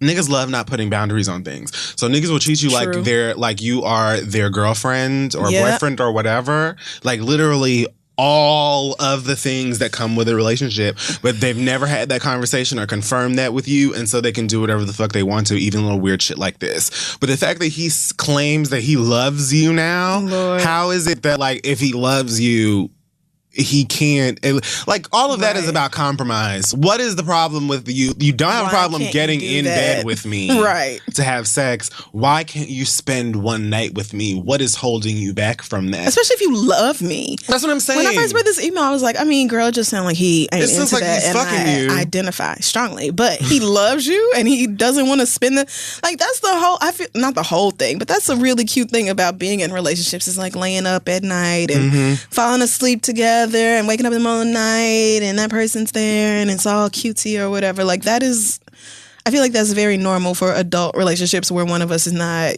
married and somebody at home is waiting on us to come home. I mean, and I also think that it's possible for you to be in love with someone and have a sexual relationship with that person, but not like a committed relationship. But then, and I mean, that shit usually ends in hellfire if you don't know what you're doing. But still, in a situation like that where you don't have like an official title, you can still compromise with one another. Like him not staying at your house, although he's been consistently fucking you for a year.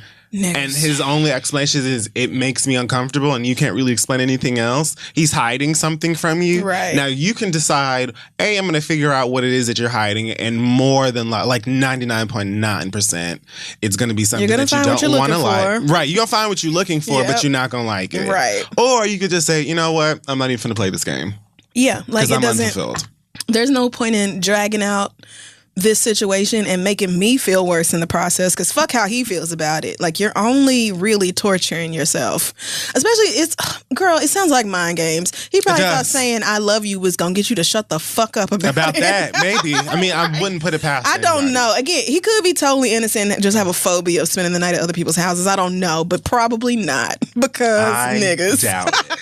Right. I do. I would just leave him alone. I think that just like you said, and I didn't want to, I think that he cannot spend the night with you because he lives with somebody else who would wonder why the fuck he didn't come home. Right. And that person is probably someone that he's in a relationship with. Because even if he was staying with his mama or somebody like that, like, niggas can always go and stay at somebody else's house and then finesse the reason around with their mama. Why wouldn't we do it? Like, whatever. That's true. You could get away with it with your mama. More than likely. Unless she's also your probation officer or something. I don't know. I don't know. This nigga could be going. I don't know. She said they were friends before they started fucking around, so I think it's unlikely that he hid a wife for 4 years, but anything is possible.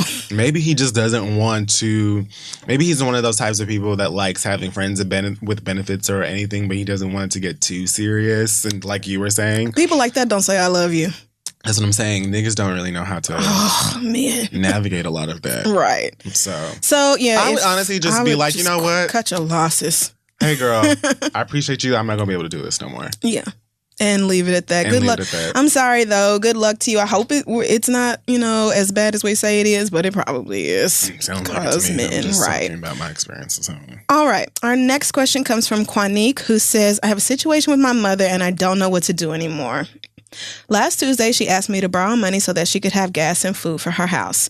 We've had situations in the past that made me realize that when it comes to our relationship, anything that has to do with money is not great. She put a cable bill in my name when I was in college and also took a light bill in my name before I moved to the same city that we both now live in. Okay. But since she's still my mother, I told her no problem. I would give her the money, but that I needed to go to the ATM first since I had no cash. I loaned her the money, but accidentally left my wallet in her car.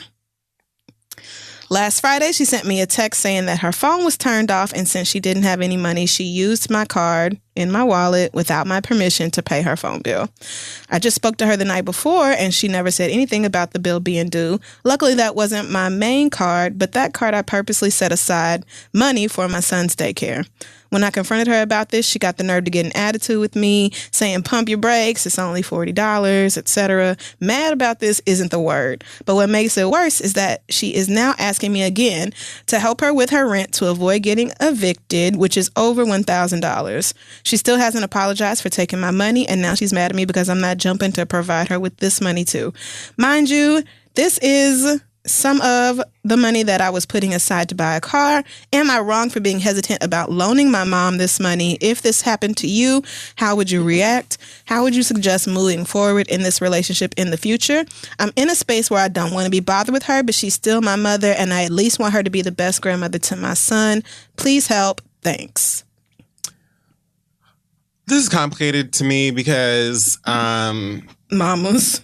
Yeah, right. It's your mother, and no shade, I can't picture my mama do something like that. So I don't even really know how I would process this.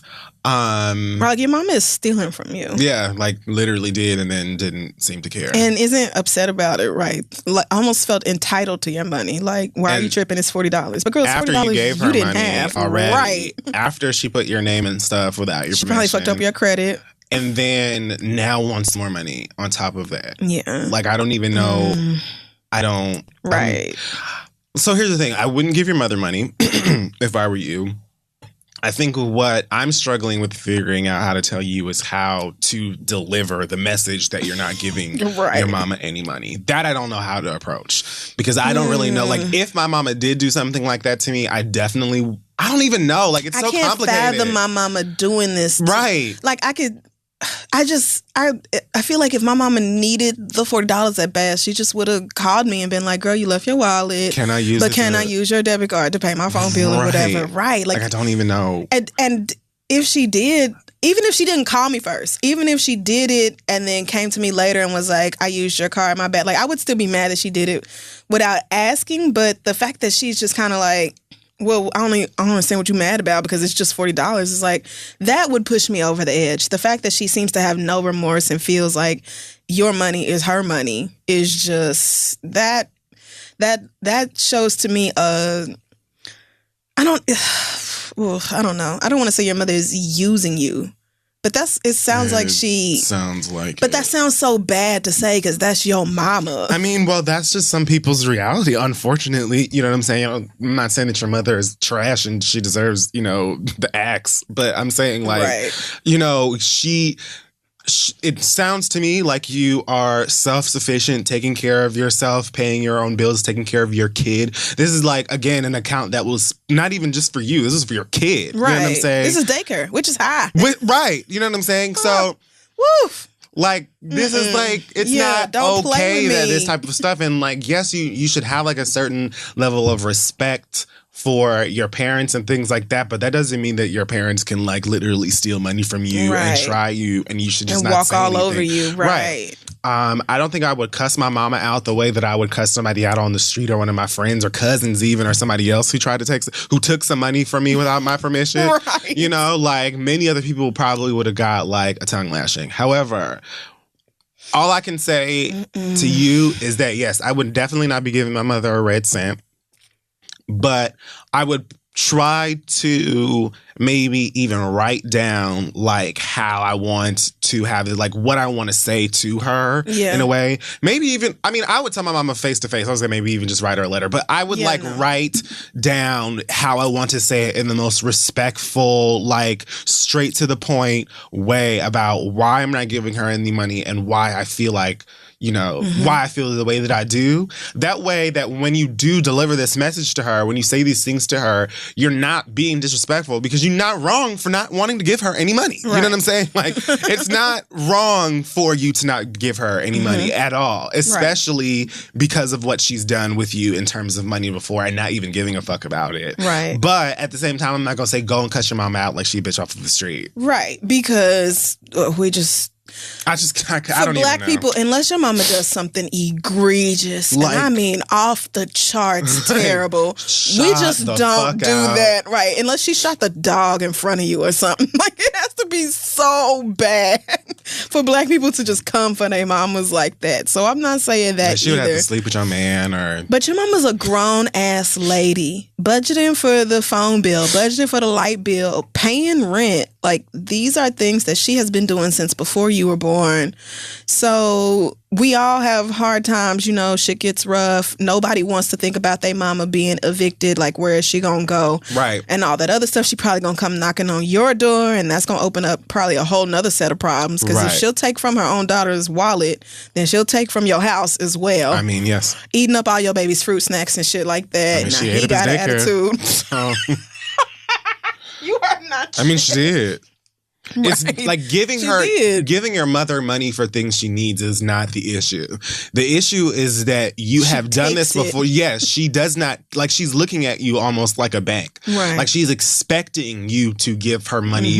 That is why she just took it and didn't expect anything. And now I was expecting, oh, hey, well, girl, I need this. In fact, your mama probably don't even pay some bills or whatever, or don't even think about, you know, the urgency to get certain things paid, because she knows that she can ask you for some money and probably get it out of you. And hell, if you don't give her, she probably got a couple other people she'll go and get money from to pay for. She probably do. So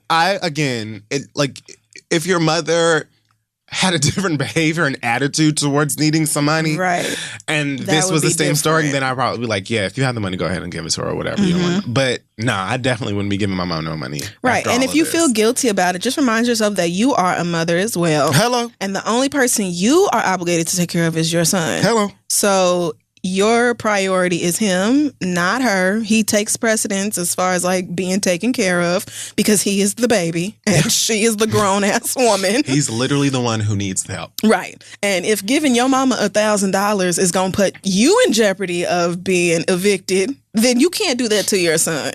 If you have $1,000 to give, then I say, you know, maybe you have the conversation and see, but I don't feel like your mom is going to develop any real remorse for it. That's what I'm saying. It doesn't sound like a good idea. But I know most of us, even if we are deeply irritated with our parents, don't want to think about them going through something fucked up if we can help them avoid it. It's not even like your mama said something that you didn't like about your car, or, you know, something completely unrelated. Like your mama said your outfit was ugly. She said she was going to come to your baby birthday and she didn't, or something like that. Like, the issue is about money. Like, the issues that you have with your mom is about your money and how she treats it. Yeah. So not giving your mom money is like, this is why. And again, I feel like even if you could have $10,000 to give, and I still wouldn't give her $1,000 because you don't respect at all the fact. You don't respect my money. Right. And the fact that it is mine. And the fact that I'm a mama. Like that. Right. Like I literally have to spend this money on people besides myself because it is my duty. Yeah. I think you just need clear boundaries with your mama that you do not wiggle on or waffle on or anything like that. Like the boundaries of, no, girl, I'm not giving you any cash. Or, I can help you out with $50 a month or something like that. And that's it. Don't ask me for shit else. I don't have it to give. Or and if she under no circumstances can you live with me. Like you cannot live with me. It is what it is. You will not be moving in. Like you're grown. You get to tell her no. And it ain't shit she can do about it.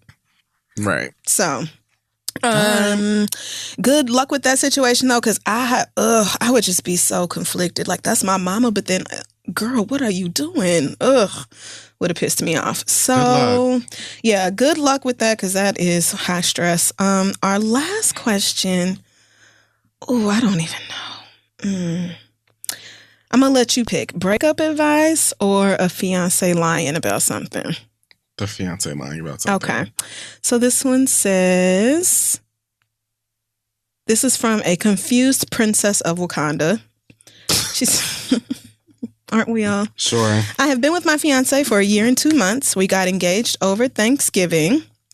However, he also recently told me that he was talking to another woman on 2 different occasions because he was feeling neglected and ignored and unappreciated by me.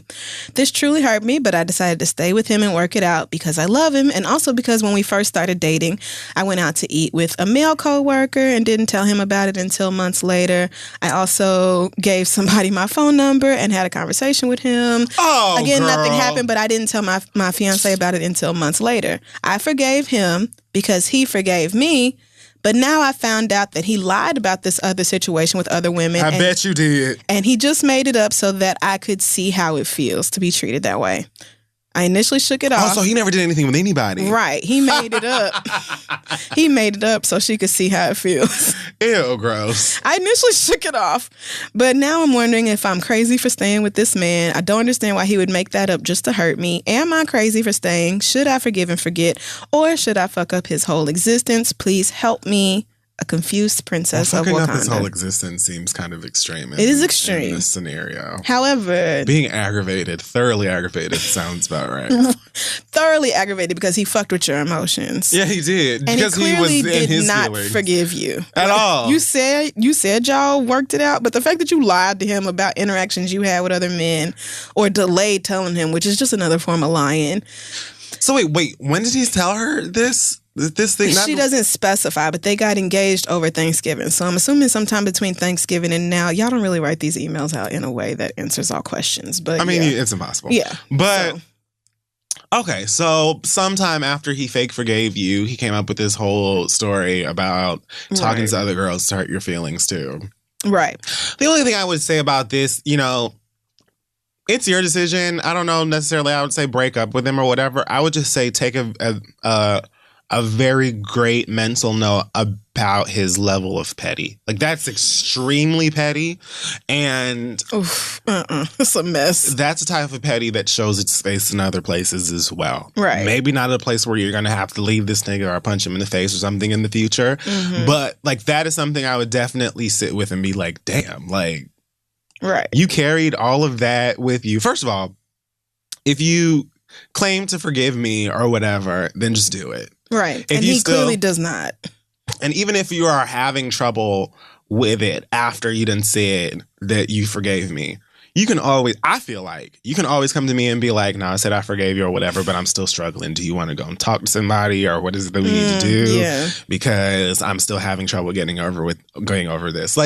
Clarity, communication, all of those things. It's just that pride and ego and shit gets in the way with a lot of us that prevents us from going to the person and saying, I feel this way. I love it. I don't know that I've ever had a problem with it. I will give you maybe, how long do I fume? Maybe, between a day and 7 days, maybe a week. Depending on what you did. I'll give you a harsh silent treatment. Although I wouldn't have stayed with you.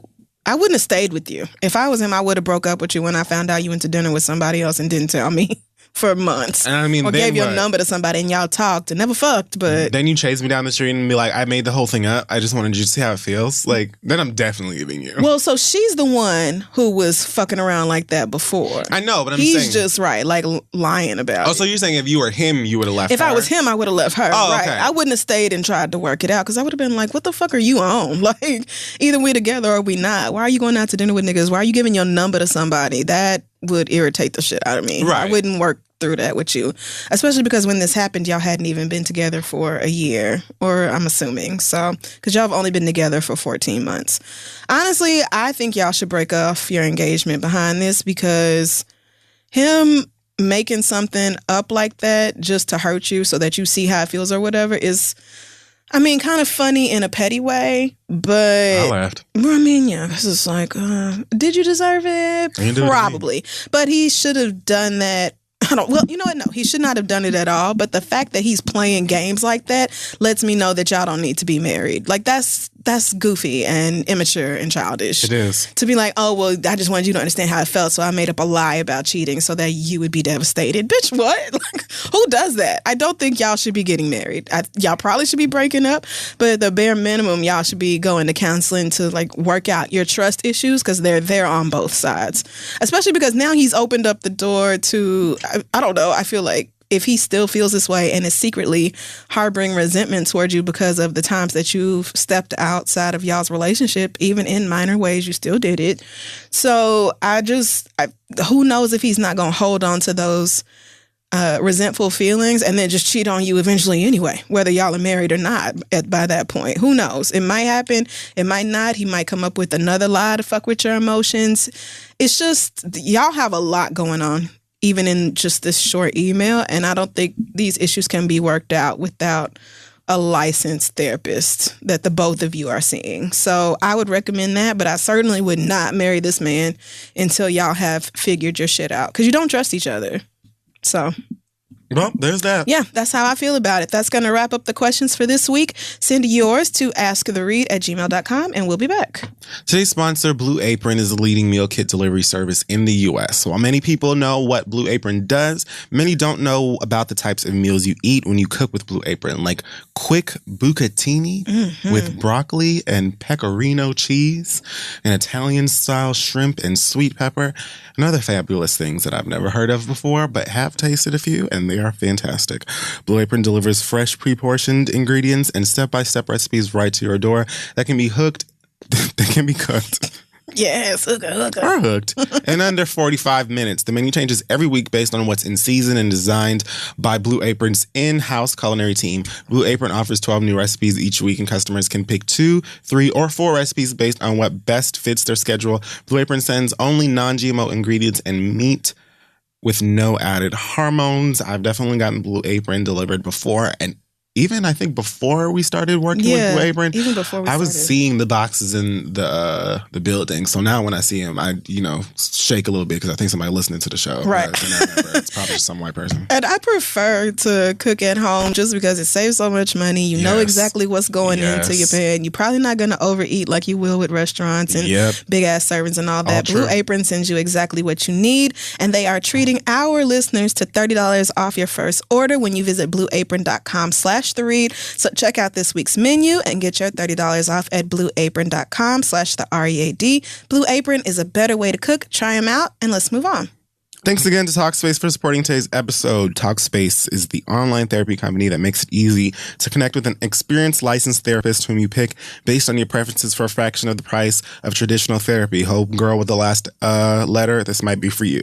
You can send your therapist text, audio, and video messages, or even do a live video chat. Talkspace therapists are fully licensed and go through a rigorous screening process in addition to the thousands of hours of supervised professional training they've gotten. To match with your perfect therapist today, go to Talkspace.com/READ. Yes, go to Talkspace.com/READ. Use coupon code READ to get $30 off your first month and show your support for the show. Coupon code READ, Talkspace.com/READ. I'm pretty sure they're doing couples therapy now, so if you're about to email us, maybe you should hit up their website first. Talkspace.com/READ, coupon code READ. It's therapy for how we live today. Try them out, and now let's wrap up the show. All right, so we're back and we're ready to do our reads. So mine's gonna be very, very quick. It's just a quick fuck you to 3 women. Where are their names? Oh, thanks, New York Daily News. Oh, Lord. I mean, okay, so this was out of somewhere in Illinois. Did you hear about these 3 daycare workers that gave kids melatonin gummy bears? Oh, my God. Are you serious? What, to put them to sleep? Yes. What? Okay, thank God. Kristen Laletta, who is 32. Jessica, I want to say Heiss is 19. And Ashley Helfenbein, come on, 25. These names. They're all very dingy looking white girls who honestly look like they have mixed kids. Do they have the haircut or they just have the all look? of it? The haircut, the just downtrodden nature, the wide parts, everything. So yes, they were working at a daycare in Illinois in Desplaines.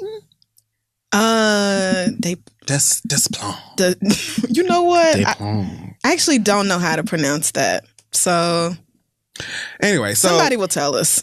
There was a bottle that's advertised to have 120 pieces of gummies, God. melatonin gummies. I just saw their pictures. Holy shit. Horrendous. Did they work at a daycare or a meth lab? Maybe both. My God. Ugh. Whatever they were doing in their recreational. Go ahead. Yeah, so the bottle's advertised to have 120 pieces in it. Police discovered that there were only 4 gummies left in the bottle. So God only knows how long that they were doing this with these kids. I also saw in the report that they're not recommended to be given to anybody underneath the age of 16. You're talking about 2-year-olds. 2-year-olds. So these 3 dumbasses decided that before nap time, they were going to give all of these kids gummies that the children obviously don't know has anything besides sugar and corn syrup in it, without any parents' consent. I didn't hear how it was discovered. Yeah, I'm trying to. Probably somebody went home like, oh, we had gummy bears. Somebody's mama was like, what? I did not authorize gummy bears, but I don't know. I didn't see it either in this news story about how they found this out. But it is something they apparently had been doing for a while and didn't think that there was anything wrong with it because it's an over-the-counter drug. Okay, but it's... Sorry, never mind. So they were each charged with 2 counts of child endangerment and 2 counts of battery. Wow. Fortunately, no child was seriously injured that we know of at this point, they said. It's limited to that one classroom. So I guess maybe they were the ones who were overseeing that one classroom in the day. I don't know. But, these bitches. I feel like I don't know what amount of jail time, if any, they'll be sentenced to. I feel like their sentence should be to get punched in the face by every parent that has a child that was given one of those gummies. You have to be like a severe level of dumbass to think that you can give somebody else's fucking kids any kind of a drug, over the counter, under the counter, behind the counter, next to the counter, in it. I don't care. Like, why? Without any, I don't care if you want to give my baby aspirin because he said his hair hurt. Call me. Call their daddy, grandma, whatever. Isn't that why these places have like forms with the parental? Yeah, daycares don't fuck around about that kind emergency of thing. contacts and all that type of stuff on it. Why? Like, you don't need to give anybody's kid any kind of a drug without their parents approving of it. That should be common fucking sense. Like, when people are putting their children, I don't care how bad and fiery, because I'm sure it was a couple of demons in these. Like, I just don't believe in kids. However, when somebody's putting their kids in your care, they're expecting that the children will be taken care of, they won't be harmed, that they can come back and pick the child up in one simple piece, in the same state that they gave them to you. Maybe full, maybe, their bowels have been released. You know, clothes a little bit dirtier, hair a little fucked up. They got that red circle around their mouth. Yeah. They got that look of somebody who just woke up but is ready to fuck something up. At the same damn time. Give them like a couple of minutes. Give them a minute to adjust. Get off of their sleep high. And then they're going to be taken off. And then going home. Like, you giving kids medicine to help them or to make them go to sleep is because you don't want to have to deal with these kids. Which I know plenty of people with kids or that look after kids that feel the exact same way. Honey, go do something else. Yeah. Go do something else. Daycare teacher is not for you then. I mean, 2 or 3-year-olds are hella annoying, but you cannot drug 12 of them in an effort to not have to deal with their ass. Are you fucking thick? Like, are you an idiot, bitch? Like, who the fuck? And the thing, one of them is 19, one of them's like 25 or something, and I think one of them is 32. Grown. Just grown as fuck. A full-grown, way too grown for this. Dope. What the fuck is wrong with y'all? Right. First of all, each and every single one of y'all bitches look like you work at Waffle House, so you could easily have left daycare and applied at one of them and fit right in. Another place that's always hiring, Kendu. Honestly, you could have just put on a shirt and made up a fake badge and just walked in. They would have thought that you was clocking in. Right. Like, y'all bitches need to go. You could do that. You could have been doing so many other things. If you feel like you need to drug other people's kids in order to look after them, working at a daycare center or anything like it is not for you. I know that, we keep saying go get a job or go and do this. And I know that, it's not that easy for many people. I get it. Yeah. But, sweetie, that don't mean that you get to go and do whatever the fuck you want to wherever they say you can work here. To somebody else's and that's children. just it. Especially somebody else's kids. Like, I be going to, like, I don't even know. Like, I might walk into like a Target or anywhere, and sometimes just be like, "Why do you work here?" When it's very clear that you don't want to be. Like, I went to the Target the other day. I think my MacBook, like the charger had broken. I need to go get a new one, and every person who I walked up to was just kind of like, I don't know. You know how people be when you go into places like this? Yeah. And I try to be patient because I've been in jobs like this before where I just want to go home and I don't care about what anybody else is talking to me about. But at the end of the day, I still need my charger. Wow. So, like, you're talking about jobs like that before. I'm just like, what? Why don't you just bust your ass? Or I hope you have like a hobby. It's God.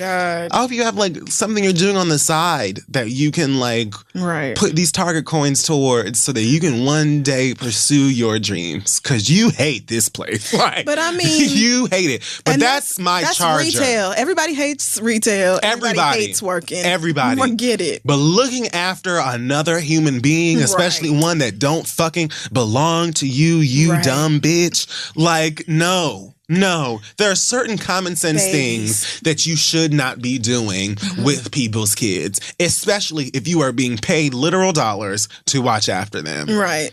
So I don't know what the fuck it's going to happen as a result of this. I wouldn't be surprised if they get a smack on the wrist and maybe they got to, go and pick up some ramen noodle cans or cup of noodles containers off the side of the road. Right. And, I don't think they're going to actually get jail time behind I doubt it, unfortunately. But I do think at the very least, the judge should allow each parent to open hand slap these girls across the faces. Yeah. And they deserve it. Moms. Right. Or like if you're a single dad. If you're a single dad, then maybe your sister, your mama. You can call a woman to come slap this bitch in your place. Yes. Amen. Because we still have morals. Now, damn it, right. We draw the line somewhere, but time's up. They deserve it. I maybe would expect a 19-year-old to do something that fucking stupid. Maybe. But 25 and 32. Even at 19, you know it's wrong. Right. You know good and damn well, but 19-year-olds are dumb. 19-year-olds are dumb. Right. So they do dumb shit, even though they know they shouldn't. I'm not giving it a pass, but it's a lot more understandable than a 32-year-old ass grown woman being like, where them sleepy time gummies at? And they probably just did it so they could go outside and smoke cigarettes or whatever. Right. And just not be bothered with them kids. What the fuck? They was probably groggy for the rest of the day. And parents was like, what is my baby going through? He's having grown-ass people gummies in order to go to sleep. And then one other thing that I hate about shit like this and these types of stories is it's one of those things that like, like as a parent, I would feel like it is my responsibility to go down to the school and make sure that you get your ass whooped somehow or some way. Like I feel like, I have to defend my kid and I need you to know that you can lose your breath before you ever draw one on a day that you think you're going to drug my baby again. Right. You know, and you cannot do that. Like, you know, like you're not allowed to go down to the school and beat somebody's ass. Even though, like, you have to, I guess, let the law deal with it. Yeah, no, you cannot do that. Like, that's how, like, that man got caught up in the courtroom when he tried to beat the Larry Nassar. Yes. Yeah. Understandable. But everybody was like, let him do it. But he deserves. But you cannot. Just put a parent in a horrible fucking position. Right. Because you should be allowed to stomp a mug hole into these bitches. Mm-hmm. And you aren't. You have to wait for them to hopefully get the, you know, right. the consequences of the sentencing that they deserve, and that may not happen. Well, I'm sure all three of them were fired. I'm certain. Absolutely. Got to be. But that's not enough. But need to be on fire. That is not enough, and probably charges will be filed. We'll see. But what a fucking mess, man. I know a lot of people who will do a lot of things to try to get their kids to go to sleep. I get it. I do. But you do not get to... And you knew you was doing something wrong because the medicine did not come from the official daycare nurse or whatever. It wasn't on their lid. You knew. Y'all snuck it in. One of y'all went to Walgreens and bought that and brought it in. With the full and gave it to them kids like, oh, who wants a piece of candy? They're two. They all want candy. You did that on purpose. You didn't tell nobody about it on purpose. So... Fuck them bitches. What a fucking mess. It has to be some kind of stupid. I hadn't even heard about that.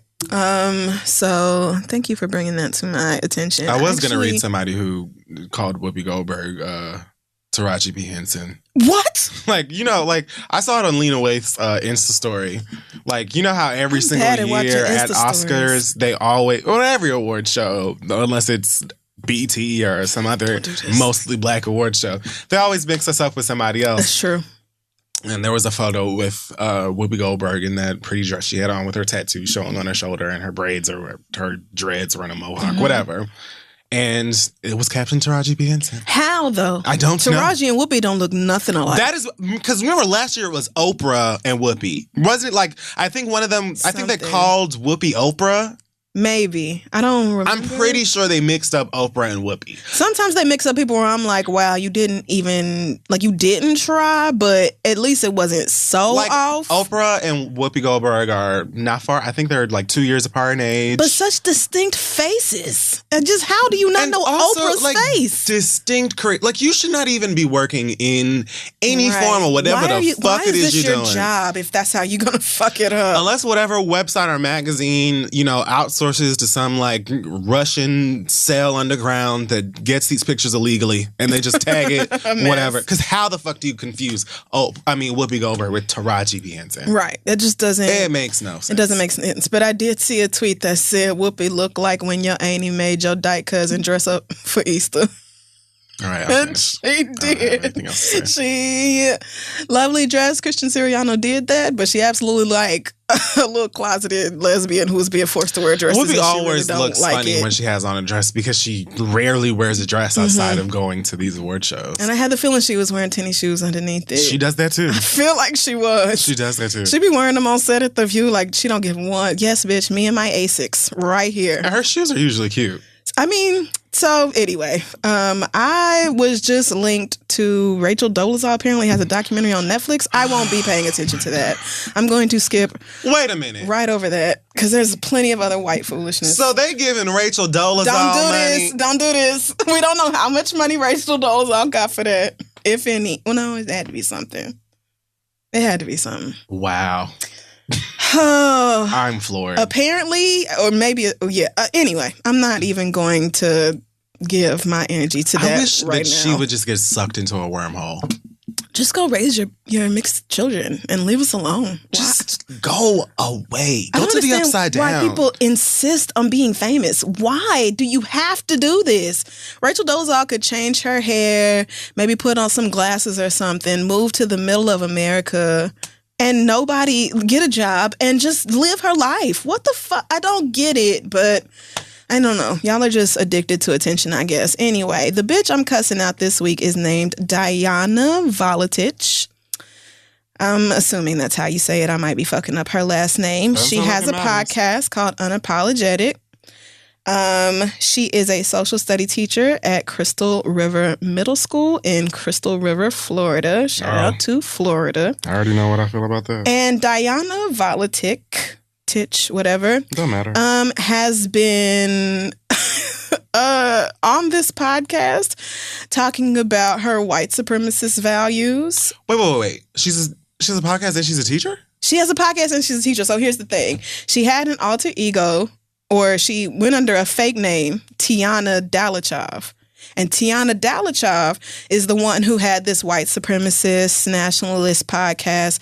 She's the one, Tiana is the one who had the active Twitter account.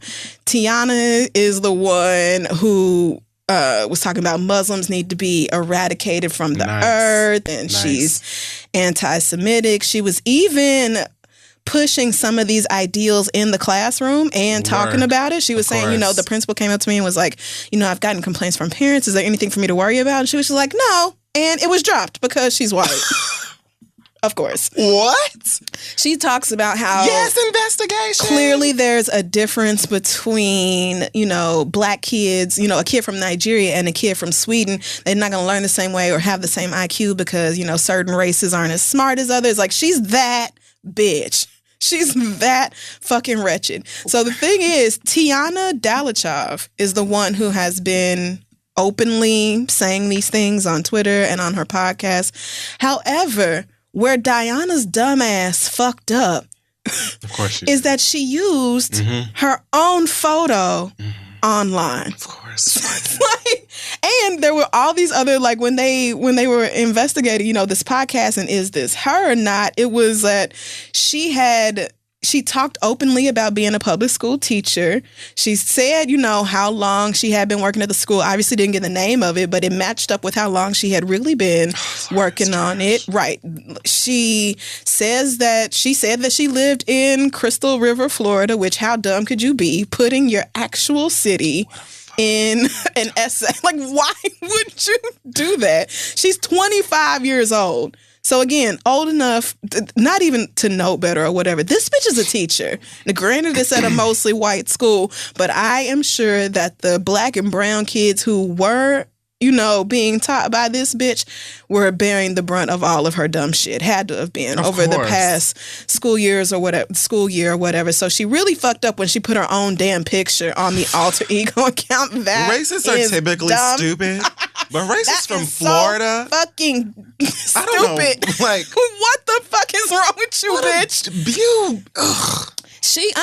When I tell you she was on Twitter, it wasn't just posting the link to her show and then logging off. She was arguing with people, retweeting the Nazis. With her picture. Yeah, with her real photo and a fake name, and thought that was all she needed to stay anonymous. Bitch, it's 2018. Are you fucking kidding? Niggas could you're run. 25. And she's wearing the same earrings in the Twitter picture as she is in her official photo on the school's website. Like, she could not make it easier for them to find her. Bitch, it's Google image search days at this point. Don't you know that anybody can save your Twitter avatar, run it through Google image search, and see where else that photo has been uploaded to the internet?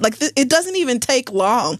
And then you sat around and gave out revealing details about your life on a podcast, your real, true information. And you never thought anybody was going to draw. It didn't even take long for them to draw the line, but goddamn. So she has been fired. Of course. Of course. Even a mostly white school district has to admit that. And they probably find her our hands are tied. Diana, I really hate to do this, but the open hatred of niggers and Jews, it's just not tolerable, unfortunately. We would love to, you know how we feel, but we just can't. It's public. We just don't, there's no way around this. Right. She really should be teaching how not to behave on social media, because I can't believe a teacher is this fucking stupid. I cannot. And somebody young, you're 25, you grew up with social media. That's what I'm saying. How could you be this dumb? I don't get it. How are you this stupid? She was bragging about being on the podcast about being a white supremacist and bringing it into the school and and lying to administration about it. So she just couldn't have been dumber. There's lots of screenshots on Huffington Post of her tweets where she's saying stuff like, it isn't supremacist or hateful to prefer your own people over others. That's literally what it is. White people, I don't even get it. She doesn't believe in white privilege. No surprise. She doesn't believe in systemic racism. Really, girl? Are you kidding me? Are we on Mad TV right now? Do you believe in oxygen? Do you believe in electricity? Do you believe in... Oh, man. Yeah, I think at this when this first came out, they were like, oh, we can't comment on it. But at this point, everybody knows who the fuck she is. And so... She sounds like one of them greasy looking white bitches that be on Claws. Have you ever watched that? No, I've seen like one episode and I know exactly what the fuck you talking about. Honestly, she sounds like one of these bitches in or Indiana or Iowa or whatever the fuck that was. She probably got dial-up at home and that's why she don't know nothing. She's honestly terrible. If you go to Huffington Post, they had the exclusive story about it. And when I tell you they took screenshots of all of these tweets, they downloaded some of the audio from her podcast and reposted it on SoundCloud because I'm sure she's deleted that SoundCloud by now. But bitch, it's too late. The internet never forgets. Screenshots, don't forget. Your own voice. Your own voice. I just can't imagine. And she was even saying shit like more white supremacists need to take jobs as teachers and administrators and be covert and just get in there and start spreading your views, in small ways to these kids. And these are the people that Donald Trump wants to give guns to. I mean, and honestly, she's in Florida, so she could have easily been a teacher with a pistol. Yep. And who knows what she would have done under the wrong circumstances. Who knows what she could have. It's unfathomable to me that not even that somebody could be this racist and then choose to take on a job that means that you are responsible for helping children learn and grow and be better people. Like it's a middle school social studies class, like social studies, meaning she is probably talking about issues that affect our society and being very biased and hateful and racist about it because that's how she fucking feels. It's not surprising to me that a bitch like that would even make it to the school system. What I can't believe is that you were dumb enough to use your real voice. And no, you didn't use no kind of software to alter your voice or nothing like that, bitch. What are you thinking? You used your real photo on the internet, bitch. What? How?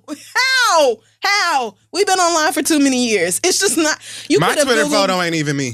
You could have Googled white woman smiling or something and just picked the 5th row down random picture and used that bitch for your avatar. The fact that you used your own real photo and you just and talked about your life and you were lazy with details about your location and everything else. It's like, are you fucking crazy? Yeah. Are you really out of your fucking mind? Probably. Fuck Diana, however the fuck you say it. Sis, fuck you all day long. I don't know what possesses these hoes. I really don't. It's crazy because I feel like almost inexcusable. All of us can say that we've had a teacher like this before. They just didn't have podcasts. Right. They were smart enough to be racist in a time where, first of all, everybody wasn't recording every fucking thing. Right. So wasn't no hard proof like this. And they weren't going out spreading it where somebody else could hear it. It's just so, it reminded me of and Tonya. So the Tonya Harding case, the fact that the big dude, whatever his name was, I forgot it. The fact that he was the one orchestrating the attack or whatever, and then went home and told everybody, oh, you know about that Nancy Kerrigan thing? I did that. Right. The Tonya Harding shit, I was behind that. You went around and told everybody. This bitch is going into school every day, being racist on the low, and then going on the internet and telling everybody about it and never thought anybody was going to make the connection. Bitch, how? Bitch, how? I just don't get it. I don't You're either. too dumb to be a teacher. Racist, I That's expect. Sadly enough, I expect racism, but you're just too stupid. Especially in some place called Crystal River, Florida. Crystal River, Florida. Yeah, I don't know where that is, and since you don't know either, I'm assuming that it's probably Trump country. I don't really know, but it's just, this makes no sense. This just is, girl, how? Honestly, if it's above West Palm Beach, it's definitely Lynching Town. And West Palm is being gracious. I like how everybody who isn't in a coastal city, the South and the Midwest and Southwest and all that, we have the places in the state where you know you can go, you're probably going to be all right. And then everywhere else is basically a sundown town. And you just don't. Yeah. And you just do not. I always tell a story of like the one time that I drove back from Atlanta with my mom from Atlanta to Florida. To Miami. The only time I've ever done it, like 13 hours. And we stopped for gas somewhere in the Panhandle. Like just a couple of hours after leaving Atlanta. We stopped for gas. And just being outside of the car, like I went to go get some chips or something in the gas station. And I remember telling my mother, I'm so uncomfortable. I'm so scared. Like, I want to go now. It was just me and her and I think my aunt. And I was like, I've been around white people that like clearly make me feel unwanted and gross and stuff like that. But I felt like in danger. It was the middle of the day, bright and sunny outside. And those white people looked like at any moment they would have thrown us into the back of a white van. Right. I was ready to leave. That's very real. Like we would be warned about, you just do not want to be caught in certain places after dark. You need to have your ass back couple years in ago. Tulsa or Oklahoma City where there are lots of Negroes and the white people are used to seeing Negroes. Like you just don't want to stop in small town USA because you never fucking know what you're going to run into with these people. So, fuck Diana.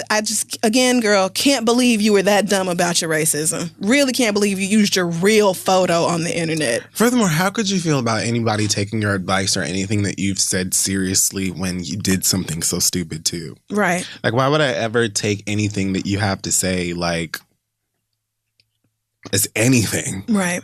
Like, you're very dumb. You made it so easy to be caught. Clearly stupid. You've only been teaching there for a year. Like, I'm going to go get my racism elsewhere things.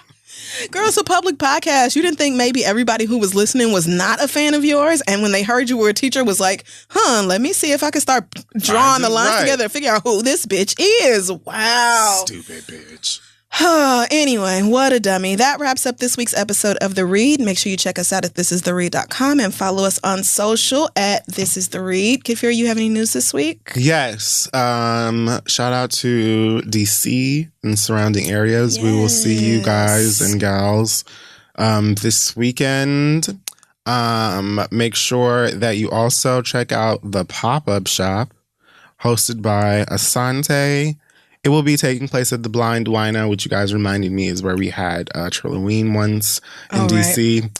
We'll be there on Saturday, March 10th, same day as the show, from 12 to 4. So you can go there, party with Asante. I'm sure we'll be playing music and being ghetto. And then you can come to the show afterwards. Fun. Also, Asante has a second show that was added to his If I Were a Rapper sold out. Yes. A musical comedy game night that is taking place March 24th. So if you didn't get a ticket to go to the first one because it's sold out, then you can go ahead. If these ain't sold out too by now, I mean, I don't know. This went up a while ago. So you can go and grab tickets at ifiwerearapper.com. And yeah, there are some more tickets I think left for the other shows. We've got Boston on April 7th, St. Louis on May 5th, Toronto June 2nd, and Oakland June 9th. And then we will be doing Essence Fest in July. So lots of things going on. We're coming to a city near you, so check us out. Again, thereadlive.com for tickets. And if you didn't see your name anywhere on the flyer, girl, calm down. This is just a spring. We'll see. There's still some year left. So, but yeah, feel free to let us know. Hey, girl, you haven't been here, or you haven't been here in a long time, or whatever. So. Yeah, let us know where you want the read to come to your city. I'm giving away 2 tickets to Asante's first show, the first If I Were a show, and I cannot figure out how I'm going to give them away. I don't know how to run a contest or anything like that. So I'm going to figure it out. Yeah, I don't even. You know what? The first person who comments go to Asante's Instagram, Hey Asante, and whatever his most recent picture is, the first person to comment with, do it look like I got left off of Bad and Bougie, is going to win the 2 tickets. Please make sure you are in the New York City area and you will be on the day of the show. Don't just go and comment and then you're like, oh, I live in Oregon. I'm not going to be there because then I have to do the giveaway again. So, yeah, if you want the tickets, go do that. That'll be fun for me to see. Also, on April 13th, our sisters, Jade and Kia of Getting Grown, are doing their 1-year anniversary show, and Yay. I will be there for the Kitchen Table Talk. That is Friday, April 13th at 8 p.m. at the Arc in Washington, D.C. You can get your tickets. They are on sale Friday, I believe, at 10 a.m. at Getting Grown Live. That's Getting with no G at the end, grownlive.com. So proud of those two. Very excited to share the stage with them and talk to my girls. So come out and let's have a good time. And other than that, I don't think I have any other news. What about you? We have an acronym? That's all for me. I gotta get home in this fucking snow, man. Yeah, I can't not think of an acronym at all. So you all just be blessed. Fuck Veronica Vega and... Again and always. Fuck Veronica. For all we all black. The time. Bitch, no, we're not all black. We're not. We're not. We're not. Like, because you're not. We are. You're not. And I don't care about your great abuela. I do not care about the one drop of black 3 generations back.